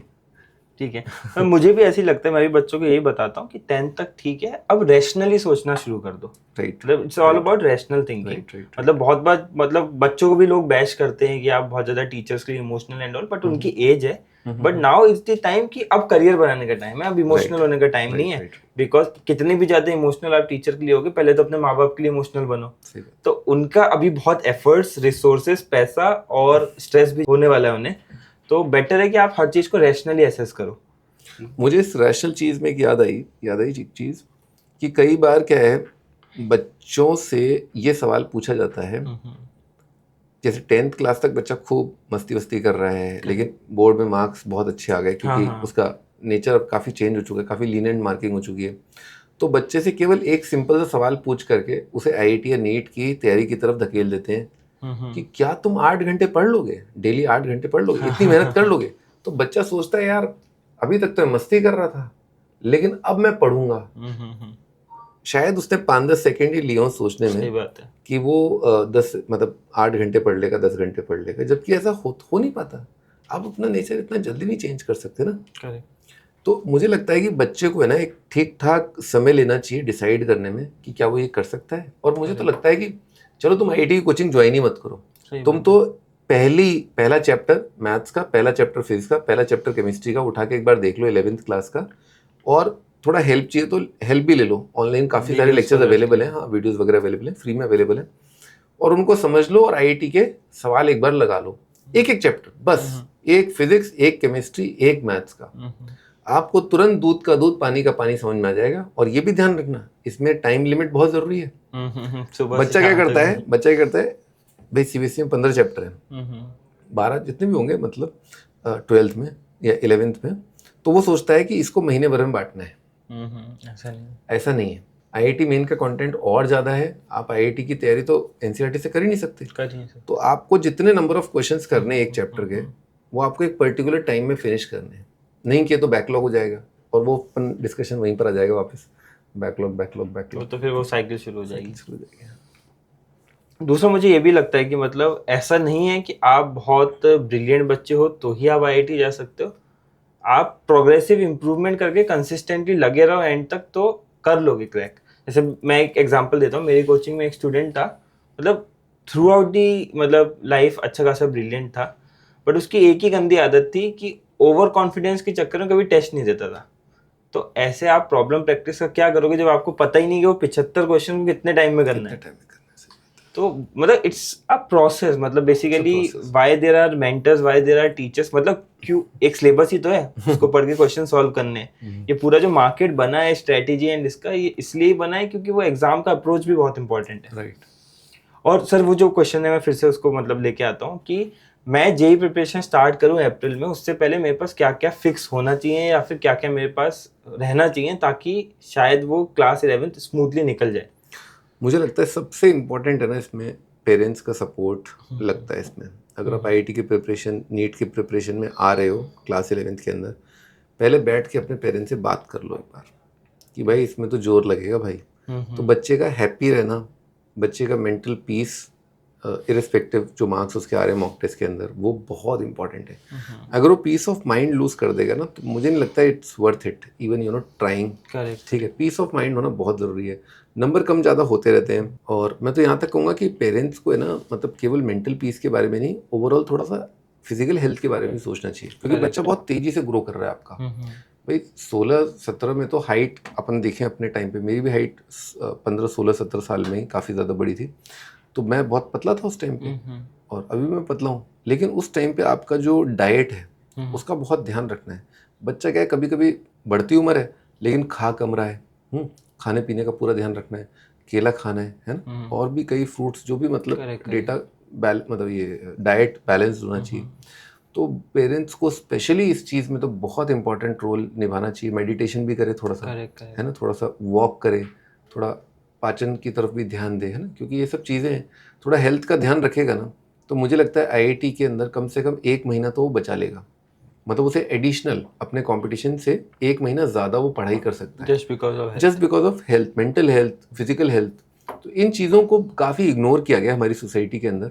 अच्छे खाने के नाम पे बादाम भिगो दिए हैं, बताओ केवल बादाम भिगो देने से क्या हो जाएगा? बाकी रोटी भी कितनी खा रहा है वो, दोपहर को क्या खा रहा है, मतलब सैलेड खा रहा है, नहीं खा रहा है, खीरा स्किन के लिए कितना अच्छा होता है ना, तो खीरा खाना चाहिए, और भी मतलब गाजर खानी चाहिए आंखों के लिए, है ना। बहुत सारी चीज़ों का ध्यान रखना होता है, केवल 1-2 चीज़ों से नहीं होता है। मतलब ये तो पूरा क्या है प्रोसेस ही है। जैसे मैं एक कमेंट्स बहुत आ रहे थे मेरे चैनल पे कि नींद बहुत आती है, तो मैंने उस पर वीडियो बनाई, और मैंने उस पर एक और एस्पेक्ट भी बताया कि अगर आपको स्ट्रेस नहीं है और प्रिपरेशन ठीक चल रही है, तब भी 7 घंटे से ज़्यादा अगर सो रहे हो तो एक बार ये भी चेक कर लेना कहीं ऐसा ना विटामिन डी कम हो, न्यूट्रिशन नहीं हो बॉडी में, क्योंकि आप बढ़ते हुए बच्चे हो और आपके पास सारे रिजॉर्ट्स है फास्ट फूड खाने के, राइट, तो आप हो सकता है कि न्यूट्रिशनली डेफिशिएंट हो, और उसलिए फिर जैसे B12 विटामिन डी डेफिशिएंट पूरा इंडिया है, तो B12 डेफिशिएंट होगा, दिमाग नहीं चलेगा, फिर आपको लगेगा स्ट्रेस है, फिर आप 9-9 घंटे सो रहे हो। अब 9 घंटे सो गए, 6 घंटे स्कूल चले गए, 15 घंटे, 3 घंटे की कोचिंग, 18 घंटे, अब बचे हुए 6 घंटे में कर लो जो करना है, पॉसिबल ही नहीं है। तो इसलिए रूटीन में भी ऐसी चीज़ है। जैसे एक और क्वेश्चन मैं आपको बताता हूँ, जैसे बच्चों को लगता है कि रेगुलर स्कूल के संग बहुत डिफिकल्ट हो जाता है जेई क्रैक करना, ठीक है, क्योंकि सीधे सीधे ये अभी हमने उंगलियों पे गिन लिया। एक्चुअली होता है भी, एक्चुअली होता है। हाँ होता भी है, बट इसके लिए कुछ हैक्स हैं, कुछ मतलब आप बता सकते हो कि भाई रेगुलर स्कूल के संग क्या कर सकते हैं? जो प्रॉब्लम है वो तो है ही, मतलब उसमें आप कैसे करोगे। इसमें आप ये कि मैं बच्चों को, मैं एक बार एक माटुंगा में एक सेमिनार था, मैं वहाँ पर गया था, तो पेरेंट ने यही सवाल पूछा कि sir this is Bombay, my kid you know it takes around 1 hour to, correct, अब पहुँचने में 1 hour to come back, coaching कैसे। हाँ, तो मैंने कहा मैं ऑनलाइन के फील्ड में आए इसलिए हूँ, ऑनलाइन मैंने उस टाइम पे लेक्चर्स रिकॉर्ड करके डालते थे हम लोग, पेरेंट्स बहुत अप्रिशिएट करते थे। माटुंगा का जो कॉलेज था जिसमें जो सेमिनार था पूरा फुल भरा हुआ था, तो लोगों के यही डाउट थे कि हमारे लिए तो ऑनलाइन वरदान है क्योंकि हमारे बच्चों को ट्रैवल नहीं करना पड़ता। लेकिन यश भाई, again coming back to your question, वो चैलेंज तो हमेशा रहेगा ना। मैं क्या टाइम क्रिएट कर दूंगा क्या? मनोज चांद टाइम थोड़ा ना क्रिएट कर सकता है। If you have a compulsion that you have to go to school, damn it, जाओ आओ, और जो बाकी बचा हुआ टाइम है उसे बेस्ट यूटिलाइज करो। करेक्ट। अपनी हिम्मत को ये मत बताओ कि तुम्हारी कठिनाइयाँ कितनी बड़ी हैं, अपनी कठिनाइयों को ये बताओ कि तुम्हारी हिम्मत कितनी बड़ी है। करेक्ट। तो रिमेनिंग टाइम जितना यूटिलाइज कर पाओ वो आप यूज करो एक्चुअली, है ना। मेरे को एक मतलब एडवाइस मैं स्कूल वाले बच्चों को ये भी देता हूँ कि स्कूल के संग आपका सिलेक्शन नहीं होगा इसकी गारंटी स्कूल डे नहीं लेता है, आप छुट्टी पे क्या कर रहे हो उस दिन डिसाइड होता है। एग्जैक्टली। तो मैं आ रहा था उस पे, वैसे गर्मी की छुट्टियां हैं तो I think around 180-170 working days होते हैं आउट ऑफ 365, तो 50% तो हॉलीडेज ही है भाई। करेक्ट, मतलब मैंने भी मोटा मोटा यही कैलकुलेट किया था, 220 दिन स्कूल खुलता है, आप 75% अटेंडेंस उसमें भी 75% ही मेंटेन करनी है। राइट। तो आपके पास है लगभग 150 से 200 दिन होते हैं, तब भी संडे हॉलीडे वगैरह सब मिला के। बच्चा क्या करता है ना, स्कूल की वो उसमें छुट्टी वाले दिन तो वो मैं रिलैक्स करूंगा क्योंकि मैं बर्न आउट हूँ स्कूल वाले डेज में, वहीं कैचअप करने का टाइम। मैं तो यहाँ तक बोलता हूँ कि सिलेक्शन आपका संडे को होता है। अगर आपको सेलेक्ट होना है आईआईटी में, संडे एक ऐसा दिन है जहाँ पर आप पूरा होमवर्क, पूरा बैकलॉग हफ्ते भर का रिवाइज कर सकते हो, टेस्ट दे सकते हो और निपटा दो, मतलब 10-12 घंटे ऐसा पढ़ो, मतलब। और मतलब बहुत बार बच्चे भी बोलते हैं बर्नआउट हो जाते हैं, तो 4 संडे हैं, 3 यूटिलाइज कर लो, एक में आधा संडे ब्रेक ले लो, ये भी हो सकता है। हाँ, मतलब आपको तो basically Sunday is what hours, right. आप टोटल मंथली आवर्स देख लो, संडे को ज़्यादा है आपके पास सेल्फ स्टडी के लिए, करो यूटिलाइज कैसे करना है। ठीक है सर, एक और इम्पोर्टेंट चीज़ पे डिस्कशन करते हैं, दैट इज, और 10th से 11th मूविंग वाले बच्चों के लिए करते हैं कि बच्चे ना बहुत जल्दी, इट्स लाइक कि आप रेस में घुस गए बट आपने अपना खुद का फिट चेक नहीं किया। तो इस फिट चेक के लिए सबसे पहले मैथ्स से स्टार्ट करते हैं कि अगर मैं एक एवरेज बच्चा हूँ या फिर मैं बस उड़ा दी मैथ्स, 10th की भी उड़ा दी, मार्क्स 95 ही आए बट उड़ा दी, बट मुझे ये नहीं पता कि पॉलिनोमियल क्या होते हैं, डिफरेंशिएशंस नहीं पता है मुझे पॉलिनोमियल में, मैं स्ट्रेट लाइन की प्रॉपर्टीज नहीं जानता, सर्कल की प्रॉपर्टीज नहीं जानता, तो कैसे मतलब बेसिक बना सकते हैं हम मैथ्स के before actually jumping into logarithm directly? अभी आजकल क्या है यश भाई, है ना, लॉग से स्टार्ट नहीं करते, बेसिक मैथ से स्टार्ट करते हैं। तो बेसिक मैथ्स में इनइक्वालिटी वगैरह आ जाता है ना, बेबी कर्व मेथड आ जाता है, थोड़ी सी टाइप की क्वाड्रेटिक बता देते हैं, थोड़ा नंबर सिस्टम बता देते हैं ना, उसके बाद अपना लॉग स्टार्ट हो जाता है। और आप जो बोल रहे हो 10th के बाद fit check, right, fit check, तो आई थिंक ये बहुत बड़ा एक आई डोंट नो किस तरह का एनवायरनमेंट क्रिएट कर रखा है। Everybody is fit to prepare and to become an engineer. हमारा देश इंजीनियरों की फौज खड़ा करता है, तो फौज कैसे आ जाती है? हमारे देश के लोग ही तो अप्लाई कर रहे हैं कि हम फौज में जाना चाहते हैं। तो हर देश का हर नागरिक जो 10th क्लास में है वो इंजीनियर बन सकता है। He is fit to be a very good engineer, बशर्ते वो 2 साल अपने अच्छे से फिजिक्स केमिस्ट्री मैथ्स पढ़े। और इंजीनियर बनने के लिए तो मैथ्स ज़्यादा चाहिए होती है, पता है आपको? पता ही है आपको। तो केमिस्ट्री कम चाहिए होती है। अभी आईआईटी का आ रहा था कि आईआईटी में तो सिलेक्शन केवल आप मैथ्स के बेस पे ले लो, है ना। तो आप एक बार मैथ्स में एक बार थोड़ा देख लो कि आप सॉर्टेड हो कि नहीं हो। केमिस्ट्री भी बहुत इंपॉर्टेंट है, फिजिक्स भी बहुत इंपॉर्टेंट है, seeing the current format of exam, क्योंकि मार्क्स तो आपके तीनों सब्जेक्ट के ऐड होकर के आएंगे ना। ठीक है, इंजीनियरिंग में मैथ्स हेल्प कर देगी आपको, एआई एमएल में आपको मैथ्स बहुत हेल्प करती है, लेकिन एग्जाम के फॉर्मेट की भी तो इज्जत करनी होती है ना। उसे थोड़ा ना जूते की नोक पे रख सकते हो आप, है ना। आपको केमिस्ट्री के अंदर नंबर लाने ही लाने, रैंक अच्छी चाहिए ही चाहिए। 2 साल बहुत होते हैं यश भाई आईआईटी की ठीक ठाक प्रिपरेशन के लिए। If you use your time wisely, properly, consistently, तो 2 साल ठीक ठाक है ना। फिट सब है, फिट सब है, उसमें कोई डाउट नहीं है मेरे को। हाँ, थोड़ा पेरेंट्स की हेल्प ले लो, थोड़ा सा रूटीन वगैरह सेट कर लो, थोड़ा गार्जियंस को बुला लो, थोड़ा सा 1-2 लोगों को अपना मेंटोर बना लो अपने घर के अंदर ही, है। मतलब सीधी सीधी बात है, आप 10th में बहुत अच्छे हो तो ओवर कॉन्फिडेंट भी मत रहो, राइट, और एवरेज या बिलो एवरेज हो तो ऐसा अंडर कॉन्फिडेंट भी मत हो जाओ। आप सब एक साथ एक ट्रेन में चढ़ रहे हो, बिल्कुल ये 2 साल बिल्कुल, की जर्नी है, 2 साल की आपको जर्नी, उसमें जो करोगे वो डिसाइड होगा। बिल्कुल। सर एक और चीज, जेई एडवांस पे आते हैं स्पेसिफिकली। जैसे हमारी बुक है JEE advance, 20 previous year papers हैं हमारे सॉल्व्ड, ठीक है। एंड ये तो बड़ा अच्छा सा लग रहा है इनफाइनाइट, इसमें अपने इन्फिनिटी का एक जोक है। हाँ तो इन्फिनिटी वाज इन्वेंटेड या सजेस्टेड कि लेजी 8, ठीक है, लेजी लेजी 8 8 को लिटा दिया। निकाल दिया। ठीक है, फ्रॉम जीरो टू हीरो। तो मुझे मतलब ऑब्वियसली अभी पिछले क्वेश्चन पे ही बात हो रही थी कि जेई एडवांस जो है ना, बेसिकली पहले तो मुझे आप ये बुक एक्सप्लेन कर दो कि आप बुक क्या है इस बुक में, और zero to hero JEE advance में कैसे बन सकते हैं, क्योंकि इग्नोर्ड लगता है मुझे JEE advance. Actually last year क्या हुआ कि एक आईआईटी का एडवांस में सवाल आया था, ठीक है। वो सवाल बहुत लोग नहीं कर पाए, करेक्ट, ठीक है। और जिन लोगों ने किया भी, उन लोगों ने आंसर की आने के बाद कि पता है कि आंसर ये है, तो वहाँ पर वो जा रहे थे ना। मतलब जो पहला रिएक्शन था, यानी कि जो अपनी जो सॉल्विंग पावर होती है हमारे दिमाग में, जो अंडरस्टैंडिंग होती है, उसमें जो क्लैरिटी होती है, वो नहीं थी बहुत लोगों के अंदर। तो मुझे लगा कि जेई एडवांस के अंदर एक्चुअली में अच्छे सॉल्यूशन है ही नहीं। हाँ नहीं, और टेक्स्ट बुक में स्पेशली आप देखोगे कई सारे क्वेश्चंस के सॉल्यूशन उड़ा रखे हैं। कई सारे क्वेश्चंस मैं आपको बताऊं, 2004 या 5 का क्वेश्चन मैं कल परसों कर रहा था, उसमें मेरे को 2-3 दिन लगे सवाल को सॉल्व करने में। कारण उसमें आप अगर कुछ अजम्पशन ले लोगे तो आप सवाल 2 लाइन में ले लोगे, और वो अजम्पशन जो आप ले रहे हो वो तो सवाल में दे ही नहीं रखी। How can you assume that this is there? तो वो आपका तरीका गलत है। ये बात बच्चों को पता नहीं होती। तो बच्चों को पता नहीं है तो वो तो उसको तो हर कोई ज्ञानी लगता है, हर कोई, हर इन्फ्लुएंसर आजकल टीचर बना हुआ है। सही बात। तो उसको पता ही नहीं है वो क्या पढ़ा रहा है, क्या नहीं पढ़ा रहा है, उसके फंडे क्या है, कॉन्सेप्ट क्लियर है कि नहीं है, कुछ भी चल रहा है, मतलब समझ रहे हो। तो I wanted a very genuine effort to be put in this direction, so that everybody, पूरे इंडिया को एक ऐसी सिंगल स्टॉप पे, एक जगह पे सारे के सारे क्वेश्चंस के बढ़िया सॉल्यूशन मिले और करेक्ट मिले, correct answer, correct way, correct approach. तो this is the output of that 1 year effort. 1 साल की कड़ी मेहनत का ये आउटपुट है। और इसमें ना नॉइज नहीं है। ठीक है, आप सोचो आईआईटी एडवांस का एग्जाम तो हो रहा है 40-50 साल से, तो क्या आपको 40-50 साल के सवाल करने हैं? नहीं करने मेरे भाई। वो तो आपके सब्जेक्टिव क्वेश्चंस हैं। सब्जेक्टिव क्वेश्चन आप करना चाहते हो करो, पर कम कंटेंट लेकिन बढ़िया कंटेंट।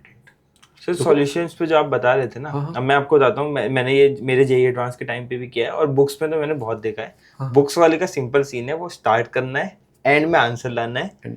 अगर बीच में नहीं बन पा रहा है ना, तो it's all about therefore, and वो सॉल्यूशन बन जाता है। बिकॉज बुक की मतलब जिम्मेदारी होनी चाहिए, बट मोर और लेस मैंने देखा, क्योंकि ऐसा नहीं है कि आईआईटी के बहुत अव्वल दर्जे के जो टीचर्स हैं उन्होंने ही बुक के सॉल्यूशन लिखे होंगे। It's all about sourcing and all. तो जो मतलब चीज बढ़िया लगी थी मेरे को, वो ये हर क्वेश्चन के आगे जो क्यूआर कोड लगा, यस यस। एंड ये मैं बता ही रहा था, बच्चों को भी बताता था, 2013 का क्वेश्चन है, मैंने क्वेश्चन देख के बोल दिया था इसके 3 आंसर है सही। एंड उसका रीजन यही है कि जेईई एडवांस में ना प्रैक्टिस ज्यादा करनी पड़ती है। मतलब बच्चों को लगता है कि जेईई एडवांस इज लाइक अप्रैल के बाद का एग्जाम। राइट, 2 साल पढ़ना पड़ेगा। आप देखो ये किताब इसीलिए लिखी गई है कि आप फंडामेंटल मैथमेटिक्स पहला चैप्टर, क्लास 11th का बच्चा आया, उसने ये क्वेश्चंस कर लिए, अब उसे ये पता चल गया कि जेईई एडवांस में क्या उसका लेवल है रिगार्डिंग दिस चैप्टर। इसका भाई एक और बहुत सही यूसेज ये है कि आपके क्यूआर कोड से आप वीडियो सॉल्यूशन वही दिखा रहे, तो वही जा रहा था मैं। हर क्वेश्चन के आगे इसका क्यूआर लगा है, इसको स्कैन करोगे तो सर का लेक्चर आ जाएगा, उसमें पूरा अच्छे से समझा रखा है क्वेश्चन को सॉल्व करना। बिकॉज जेईई एडवांस में चाहे कितने भी धुरंधर हो, 10 क्वेश्चन लगाने बैठोगे तो हो सकता है 3-4 ही हो, और बचे हुए 6 आप कैसे प्रैक्टिस करते हो, वहीं से ही आपका स्कोर बूस्ट होना है। बच्चों का क्या है कि अरे 6 चलो ठीक है सॉल्यूशन देख लेते हैं, हाँ ठीक है ऐसे ऐसे आगे उठा दो, और वही कोई सिमिलर पैटर्न का क्वेश्चन आ जाएगा, आपसे बनेगा नहीं।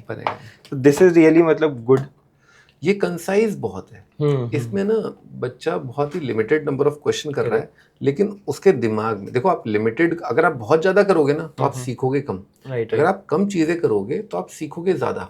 Balance of quality. तो this is very high quality content, क्योंकि लेटेस्ट है, लास्ट 20 इयर्स का है। आप एक्चुअली में अगर आप इसको अच्छे से कर लोगे, सारे क्वेश्चंस कर लोगे, तो आप एक्चुअली में अगले साल क्या जेईई के एडवांस में पूछा जाने वाला है वो तक आप आराम से प्रेडिक्ट कर सकते हो। क्योंकि हम लोग पास्ट से फ्यूचर कैसे प्रेडिक्ट करते हैं, हम पास्ट की ऑब्जर्वेशंस देखते हैं, यार ऐसा हुआ, और आप इसमें पैटर्न भी देखोगे। इसमें आप देखोगे कि एक सब्जेक्टिव क्वेश्चन है ना के तरीके से भी सॉल्व किया गया है और एक ऑब्जेक्टिव तरीके से भी सवाल को सॉल्व किया गया है। जो वीडियो लेक्चर्स ओपन, हाँ, 2-2 3-3 मेथड बताए गए हैं। करेक्ट सर, उसमें तो सब्जेक्टिव तरीके से भी, ऑब्जेक्टिव तरीके से भी, दोनों तरीकों से। ये मतलब मच इन डिमांड नीड है, बिकॉज मैंने जनरली ये देखा है जेई एडवांस के क्वेश्चंस अवेलेबल कराना is not a big thing, it's all about कि आप सॉल्यूशन से बच्चे को सारे टेस्ट केसेस में कंफर्टेबल करा दो। तो और वही है 30-40% मार्क्स सिक्योर करने हैं, आपको आईआईटी मिल जाएगा। It's all about that practice only. ये ना इसमें बच्चा जो है ना 0 से स्टार्ट कर सकता है, क्योंकि हुआ क्या है जेई के एडवांस के पेपर के अंदर अगर आप देखोगे तो 2006, 7, 8, 9 से लेकर के 14, 15, 16 तक काफ़ी इजी पेपर रहे हैं ना। और लास्ट 10 इयर्स में आप देखोगे कि आईआईटी एडवांस ने नंबर ऑफ क्वेश्चंस पर पेपर कम कर दिए हैं। लाजमी सी बात है कि हर क्वेश्चन ज़्यादा डिफिकल्ट कर दिया। तो इस वजह से मैंने इस किताब का नाम जीरो टू हीरो रखा है, क्योंकि स्टार्टिंग इसके अंदर 2006 से है। और आप भी जानते हैं रिलेटिवली जो आज से 20 साल पहले क्वेश्चन आया था वो थोड़ा ईजी था, है ना। ऑब्जेक्टिव की बात कर रहा हूँ, ऑब्जेक्टिव क्वेश्चन, ये all the questions, all the papers from 2006 to ये ऑब्जेक्टिव है।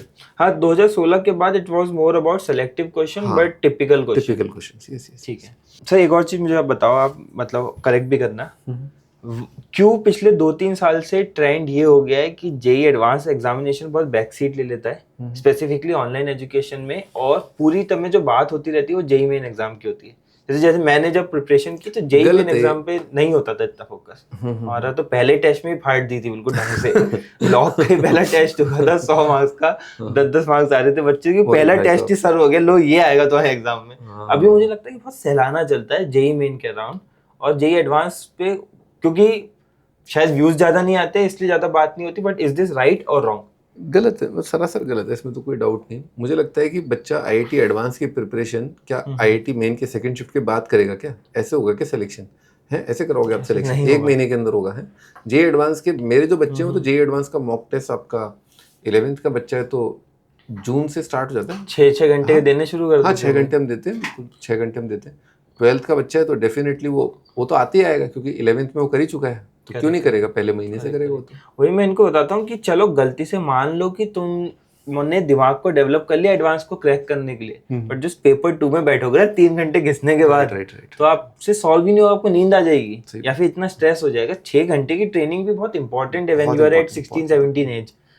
तो उसमें अब जेई एडवांस जनरली महीने का 1 या 2 पेपर होते हैं, तो आप पता चला कि आप दिसंबर में शुरू कर रहे हो, 4 महीने 10 पेपर में आप क्या ही सीख लोगे? नहीं पॉसिबल नहीं है मेरे ख्याल से। जेई एडवांस और मेन के ना एक एवरेज बच्चे को भी 28 या 21 दिन का रखना चाहिए। जैसे 21 दिन बाद मेन, फिर अगले 21 दिन बाद एडवांस, तो करेक्ट मतलब हर 42 डेज में उसका एक मेन एक एडवांस हो जाए तो अच्छा रहेगा। ये हर बच्चे को करना चाहिए। जो काफ़ी इंटेलिजेंट बच्चे हैं वो तो वीकली भी दे सकते हैं, वो अपना डेली भी अपना एक कम्युलेटिव टेस्ट भी दे सकते हैं डीपीपी की फॉर्म में, कैसे भी कर सकते हैं डिपेंडिंग अपॉन किस लेवल ऑफ ना प्रिपरेशन पे चल रहा है उनका। सही बात है सर। इवन ये भी एक अप्रोच हो सकती है, आप हमेशा टाइम प्रैक्टिस करो। मतलब मेरे हिसाब से वो प्रैक्टिस सही नहीं होती है, एक क्वेश्चन किया और पीछे देख लिया कि क्या आंसर है, और बहुत डिस्ट्रैक्टेड रहता है, डिमोटिवेटेड रहता है। ऐसा तो करना ही नहीं चाहिए। सर बैलेंस कैसे करें जेई मेन और जेई एडवांस को, and not for a student जिसका ऑब्वियसली ऑब्जेक्टिव मतलब जिससे जेई मेन तो ऐसे हलवे की तरह उड़ जाता है, फॉर अ डिसेंट स्टूडेंट कि मतलब जेई मेन में भी ठीक ठीक मार्क्स आते हैं, तो वो जेई मेन और जेई एडवांस की प्रिपरेशन को कैसे बैलेंस कर सकता है राइट फ्रॉम द स्टार्टिंग? एक तो जेई मेन और जेई एडवांस में बहुत ज़्यादा फर्क नहीं है सिलेबस वाइज। अगर बात करें 95% सिलेबस, मैथ्स की बात करो डेफिनेटली सेम है ना। अब बच्चा बैलेंस कैसे कर सकता है जेई मेन और एडवांस की? तो मुझे लगता है कि अगर बच्चा 11 से स्टार्ट कर रहा है तो जेई एडवांस की प्रिपरेशन स्टार्ट करें। हाँ, और सभी टीचर्स का जो ऑनलाइन भी और ऑफलाइन भी कोर्सेज हैं वो इसी तरह के हैं कि IIT JEE preparation main and advance, ठीक है, इसमें कोई दिक्कत नहीं। अब होता क्या है, जैसे मान लो मैंने एक लेक्चर लिया सीक्वेंस सीरीज का, ठीक है, तो मेरा लेक्चर मान लो 10 लेक्चर में सीक्वेंस सीरीज पढ़ाता हूँ।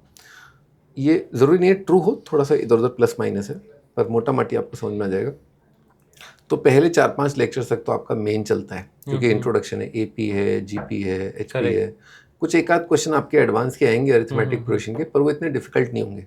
लेकिन जब चैप्टर खत्म होने की ओर चलता है तो लास्ट के 2 लेक्चर्स में काफ़ी डिफिकल्ट क्वेश्चन आने लगते हैं, क्योंकि आपके आईआईटी के एडवांस के जो क्वेश्चंस हैं उसमें केवल एपी है, केवल जीपी है, ऐसा नहीं होता। एपी, जीपी, एचपी, एजीपी और मेथड ऑफ डिफरेंस सब मिक्सचर रहता है। तो लास्ट के 2 लेक्चर्स जो है डिफिकल्ट होते हैं, तो आप समझो, मान लो एक चैप्टर है 11th का है और 1 महीने चल रहा है, तो आपने क्या करना है कि 8 लेक्चर तक तो आपको सब कुछ समझ में आना चाहिए बहुत अच्छे से।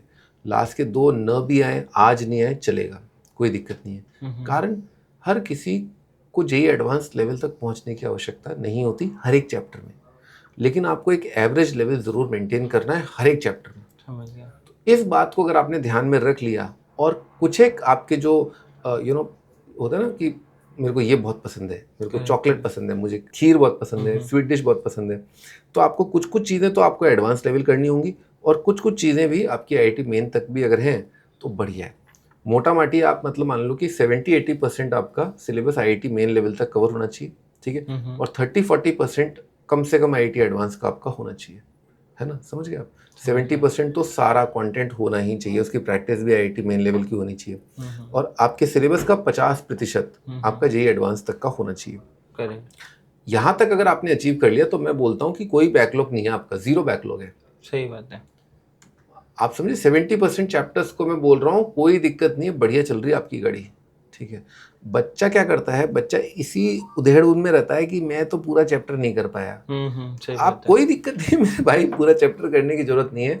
आपका अगला चैप्टर स्टार्ट हो गया, छोड़ दे इस चैप्टर को और चलता चल, बैलेंस अपने आप बन जाता है। बैलेंस जो आप बैलेंस की बात कर रहे थे, बैलेंस अपने आप बन जाता है। बच्चा बैलेंस कैसे बिगाड़ लेता है, उसकी एबिलिटी है टू स्कोर 99% है, ट्रू एबिलिटी इस पॉइंट पर है ना। मान लो अप्रैल में हो सकता है अक्टूबर तक उसकी एबिलिटी हो जाए 99.9, पर अभी फिलहाल अपनी आज की एबिलिटी पे बात करते हैं, तो 99 परसेंटाइल उसकी आज की एबिलिटी है। वो सीक्वेंस के 8 लेक्चर्स कर ले और सीक्वेंस के आईआईटी मेन के 70-80% क्वेश्चंस कर ले, जेईई एडवांस के या इस किताब के 50-60% क्वेश्चन कर ले, बढ़िया हो गया। थोड़ा थोड़ा बाद में भी कवर हो जाएगा, मैच्योर भी होते हो, मैच्योर भी होता है, यस, स्पीड भी बढ़ती है बहुत तेजी से।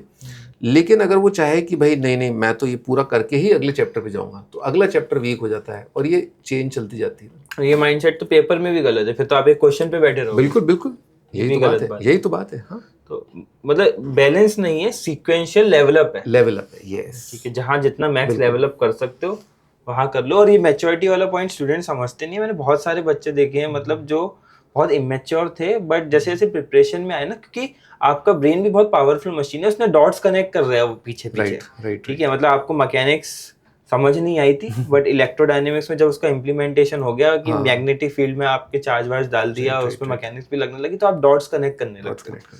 एंड जेईई एडवांस तो मुझे हमेशा यही लगता है कि it's not a very difficult examination. वो आपको टेस्ट ये करना चाहता है कि आपने एक इंडिविजुअल लेवल पे कॉन्सेप्ट को पढ़ा है, या फिर आप उसका कहीं भी प्लग एंड प्ले करके उसको यूज कर सकते हो। ये classic behaviour of JEE advance is always, जैसे मतलब कोऑर्डिनेट ज्योमेट्री में कॉम्प्लेक्स नंबर घुसा देगा, राइट। इट्स ऑल अबाउट कि वो मल्टीपल कॉन्सेप्ट्स को मिक्स करके बस ये टेस्ट करना चाहता है कि तुम उसको डिसइंटीग्रेट करके एक एक चीज को सॉल्व करके आंसर निकाल सकते हो या नहीं। Right, so true. तो अब ये एक लेवल हो गया है। अब मुझे सर एक चीज और लगती है, जैसे मैं बहुत सारी जो मेरे क्वेश्चंस आते हैं ना, वो मेरे चैनल के कमेंट सेक्शन से आते हैं, बिकॉज मुझे लगता है कि वहीं बच्चा अपना सारा दुख दर्द निकाल रहा है। बिल्कुल मेरे भी चैनल पे निकालता है दुख दर्द, सबके चैनल पे निकालता है। वो जनरली मैंने देखा है, बच्चों के बहुत अच्छे कमेंट भी आते हैं, और बहुत सही ऐसी प्रॉब्लम्स आती हैं जो शायद मैंने ऑफलाइन के लर्निंग एक्सपीरियंस में नहीं जानी। ऑनलाइन में बच्चों की प्रॉब्लम कई अलग अलग तरह की खुल के बोल सकता है। यस। तो कई बच्चे ऐसे बोलते हैं कि सर हमारे ना इंटरनेट का इशू आ जाता है कई बार ऑनलाइन लर्निंग में, कि हमारा डेटा खत्म हो जाता है। अब सोचो मैं अब जिस लेवल पे हूँ, कोई बच्चा मेरे को बोल रहा है सर मैं लेक्चर इसलिए अब अभी से बस 5 मिनट में मेरा डेटा खत्म हो जाएगा, ऐसा कुछ डेटा का वार्निंग आता होगा मोबाइल फोन पे। डेटा वार्निंग आता है, तो वो अपने नहीं देखा कभी, तो वो मुझे समझ में नहीं आता इस बच्चे की प्रॉब्लम मैं कैसे सॉल्व करूं। और जैसे एक बच्चे की प्रॉब्लम आती है कि सर सारी शीट के सॉल्यूशन दे दूं। अब जैसे ये जेईई एडवांस के 20 साल के अपने दे दिए, बड़ा टाइम लगा भाई, इसमें बड़ा जोर लगा। इसमें तो क्या है, मैं बैठा एडिटर के साथ बैठ करके सॉल्यूशन लिखवाए, क्यूआर कोड बनाया, क्यूआर कोड वाले वीडियोस जो हैं वो यूट्यूब पे डाले, सब वीडियोस नए बने हैं, क्योंकि ये बेस्ट क्वालिटी जानी थी, है ना। अब बच्चा जो है वो बोलता है कि मेरा डेटा खत्म हो गया, मेरे डाउट सॉल्व नहीं होते। तो ये सब उसी के लिए है कि डाउट सॉल्व कैसे हो। तो मैथ्स में मेरे ख्याल से 99% बच्चों के डाउट अगर आपने वीडियो सॉल्यूशन दे दिया तो खत्म हो जाता है। इसमें मुझे एक बात याद आई, हम डिस्कस कर रहे थे, आपने कोई जेईई एडवांस का वीडियो सॉल्यूशन का कोर्स बनाया है, वो क्या है? अच्छा, जेई एडवांस का वीडियो सॉल्यूशन, हाँ वो भी एक कोर्स है और वो बहुत अल्टीमेट कोर्स है। वो बहुत टाइम से डिमांड आ रही थी कि सर जेई एडवांस के क्वेश्चंस एक ही टीचर ने सॉल्व किए हों, पहली चीज, सॉल्व किए हों और एक जगह पर हों, दूसरी चीज, अच्छा टॉपिक वाइज हो, तीसरी चीज, अच्छा पेपर वाइज भी हो, चौथी चीज, अच्छा आईआईटी में जब ये सवाल पूछे गए थे तो एक्चुअल आईआईटी की वेबसाइट पर जो सवाल आया या एक्चुअल जो बच्चे के सामने क्वेश्चंस आए वो पेपर भी उसकी एक सिंगल पीडीएफ, उसके साथ साथ ये वो और भी कई चीजें हैं, ठीक है ना, वो कहीं है ही नहीं, एक सिंगल लोकेशन पर नहीं है। तो वो वीडियो कोर्स बहुत धमाकेदार चला, आपकी कृपा रही और 23 मार्च को हमने उसका लॉन्च किया था। बहुत अल्टीमेट सपोर्ट आया, पेरेंट्स तो मतलब फ़ोन कर करके थक गए, मतलब मैं ही नहीं उठा पा रहा हूँ कि सर बहुत अच्छा कोर्स है, क्योंकि ना जब उन्होंने वो ऐप खोला और देखा यार वाह यार 2006 का एक वीडियो, ये रहा, टिक क्लिक पूरा वीडियो आ गया, पूरा पेपर भी है पीडीएफ में, सीक्वेंशियली बच्चा देख पा रहा है आराम से और टॉपिक वाइज भी देख पा रहा है, 6 का 7 का 8 का, इतने पुराने पेपर भी कर रखे हैं, नए पेपर भी कर रखे हैं, सब बहुत सॉर्टेड तरीके से, प्रेजेंटेबल तरीके से सामने है। मर्चेंट डिमांड है, मतलब मेरी तो क्या इल्तिजा ही यही है कि जितना मेंस का कंटेंट ऑनलाइन आ गया ना, इतना एडवांस का भी आ जाए, एटलीस्ट जो गांव में दूर दराज जो बच्चा बैठा है, क्योंकि एडवांस मुझे अभी भी लगता है कि there is a scope for improvement. Advance नहीं है, ज्यादा अच्छा कंटेंट है ही नहीं, मतलब वो कंटेंट बनाना चाहिए। एंड मुझे ऑडियंस के लिए भी लगता है कि उसे भी टीचर को एंड क्रिएटर को पुश देना चाहिए कि वो एडवांस पे बात करे, राइट, बिकॉज मैट्रिक तो व्यूज है ना, राइट दिक्कत ये है, क्योंकि दिक्कत है, लेकिन मुझे लगता है कि बच्चा और पेरेंट्स है ना काफी मैच्योर हो गए, इंटरनेट के थ्रू मेरी बातें पेरेंट्स तक पहुंच पा रही हैं, बच्चों तक पहुंच पा रही हैं, और बच्चा अप्रिशिएट करता है अच्छा सवाल, अच्छा आंसर, और हम तो कई मेथड्स बताते हैं तो तुरंत बच्चा समझ जाता है यार ये difference is there is a lot of difference. Correct, हाँ बच्चा एसेस करता है, मतलब आप शोर को उसके एक्चुअल इंटेंट से कंपेयर नहीं कर सकते। मैंने ऐसे भी बच्चे देखे शोर कहीं मचा रहे होते हैं लेकिन डिसीजन कहीं ले रहे होते हैं। बिल्कुल सही बात है, हाँ वहाँ चल रहा है ये और एक वीडियो आया हमारा और सब एक तरफ। ठीक है सर, एक चीज़ और बताइए, मतलब हमने बहुत सीरियस बात की, मुझे कुछ इंटरेस्टिंग बच्चों के एग्जांपल दे सकते हो आपकी टीचिंग करियर में कि ये एज अ बच्चा आया था, इसने ये हरकत की या फिर ये कुछ इंटरेस्टिंग किया? भाई इंटरेस्टिंग तो बहुत सारी चीज़ें होती हैं, कुछ फनी बता दो आप। कुछ बच्चे आए थे मेरे पास तो मैंने उनकी चोरी पकड़ी, वो होमवर्क नहीं कर रहे थे। अच्छा। तो फिर उन्होंने बताया कि सर हम तो बिगड़ गए, हम तो साइबर कैफे जाने लग गए, वही जो अपना बैकलॉग वाला है ना। तो मैंने कहा फिर तो क्या करें, तो तू अब क्या करेगा? तो उसने कहा सर मैं सुधर जाऊंगा। लेकिन ऑफलाइन में क्या होता है, बड़ा आसान होता है काफी। सही बात है। ऑफलाइन में मैंने बुलाया फ्लोर इंचार्ज को, बोला कि भाई ऐसे ये बच्चा है, ये इसको एक तो इसके भाई को फ़ोन कर दो या पेरेंट्स को फ़ोन कर दो कि बिगड़ गया है और अभी तक इसका परफॉर्मेंस अच्छा नहीं है, होमवर्क नहीं कराया है, और कल से इसका होमवर्क चेक कर लो, है ना। और बच्चे को भी थोड़ा हल्का टारगेट दिया स्टार्टिंग में ना। मैं बच्चों को परेशान नहीं करता, मैं बच्चों को बहुत अचीवेबल टारगेट देता हूँ। अगर बच्चा अपने ट्रैक से हट भी गया है, अचीवेबल टारगेट दो, क्योंकि क्या है उसका मन नहीं उचटना चाहिए। मेरा फंडा ये रहता है बच्चे का मन न उछटे है ना पढ़ाई से, तो पढ़ाई थोड़ा थोड़ा करता रहे, फिर अपने आप मन लगेगा, अपने आप पढ़ने लग जाएगा, मेरी जरूरत ही नहीं पड़ेगी। मेरा काम बस एक चौकीदार, एक कंप्लायंस ऑफिसर की तरह, काम हुआ क्या, आपने ये कर लिया क्या, डेली किया क्या, इतने घंटे पढ़े क्या, जितना हो सकता है। फिर अपने आप ही जब नंबर आने लगते हैं ना, वो खुद ही मोटिवेट करते हैं बच्चे को। तो ऐसे कितने ही बच्चे कोटा के अंदर साइबर कैफे में घुसे रहते थे। एक तो मैं क्या था, मैं स्नूकर खेलने जाता था कहीं पर, है ना। ये एक दुकान है जहाँ पर गोलगप्पे मिलते हैं, उस जगह का नाम क्या है, आई थिंक प्रताप नगर के आसपास है, जहाँ पर एक विशाल मार्ट है, टी पॉइंट है। अच्छा। हाँ, उस साइड जा करके सीएडी सर्कल के पास में एक जगह है, वहाँ पर एक स्नूकर था, फर्स्ट या सेकंड फ्लोर पे जाके वहाँ मैं स्नूकर खेलता था। फिर उन्हीं स्नूकर वाले भैया ने मेरे को बताया, अरे यहाँ पर सर वो गेमिंग का भी है, आप गेमिंग खेलते हो? तो बस उसके बाद तो स्नूकर छूट गया, फिर मैं गेम खेलने लगा, सबको हराने लग गया, फिर सब परेशान हो, ये क्या है ये। तो फिर छोड़ा मत।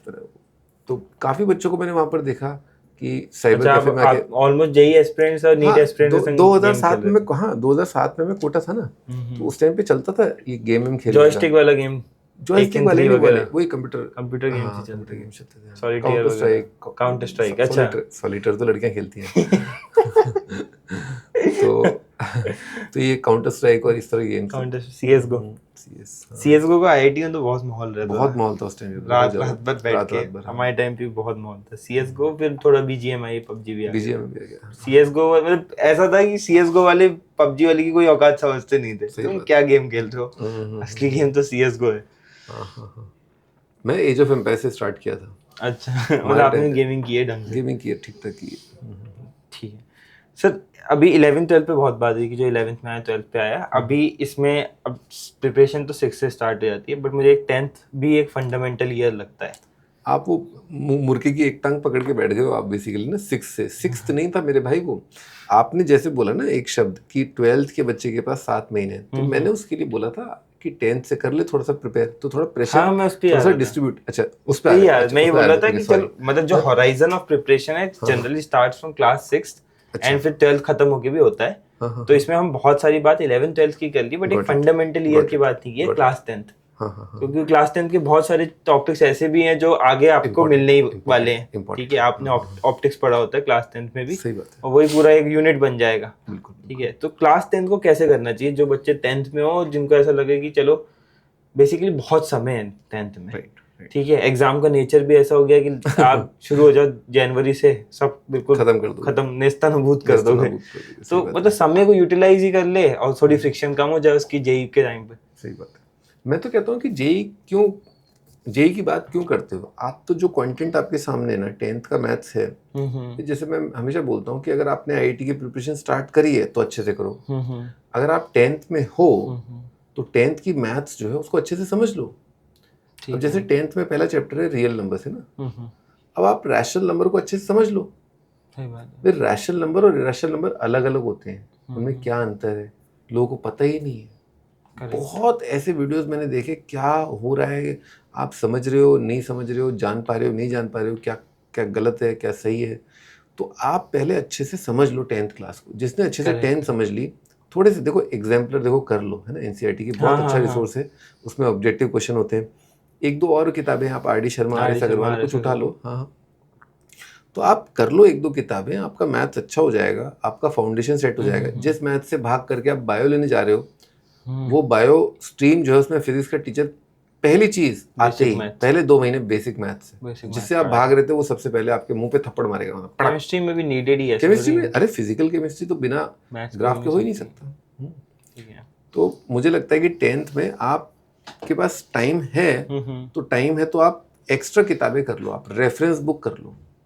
क्योंकि जैसे आप क्वाड्रेटिक पकड़ो, आप क्वाड्रेटिक में यश भाई आपको पता ही होगा क्वाड्रेटिक में कितना डिफिकल्ट लेवल तक अपन जा सकते हैं। नहीं तो आप एक लेवल अप कर लो आप अपना यहीं पर, है ना। सीक्वेंस सीरीज में अरिथमेटिक प्रोग्रेशन पे क्या क्या फाड़ू सवाल आए हैं आईआईटी एडवांस के अंदर, आप पहुंचो वहां तक, आप टाइम को यूटिलाइज कर लो। सिलेबस में ही है वो 10th सिलेबस, आप बस प्रोग्रेस करते जाओ, प्रोग्रेस करते जा रहे हो आप, है ना।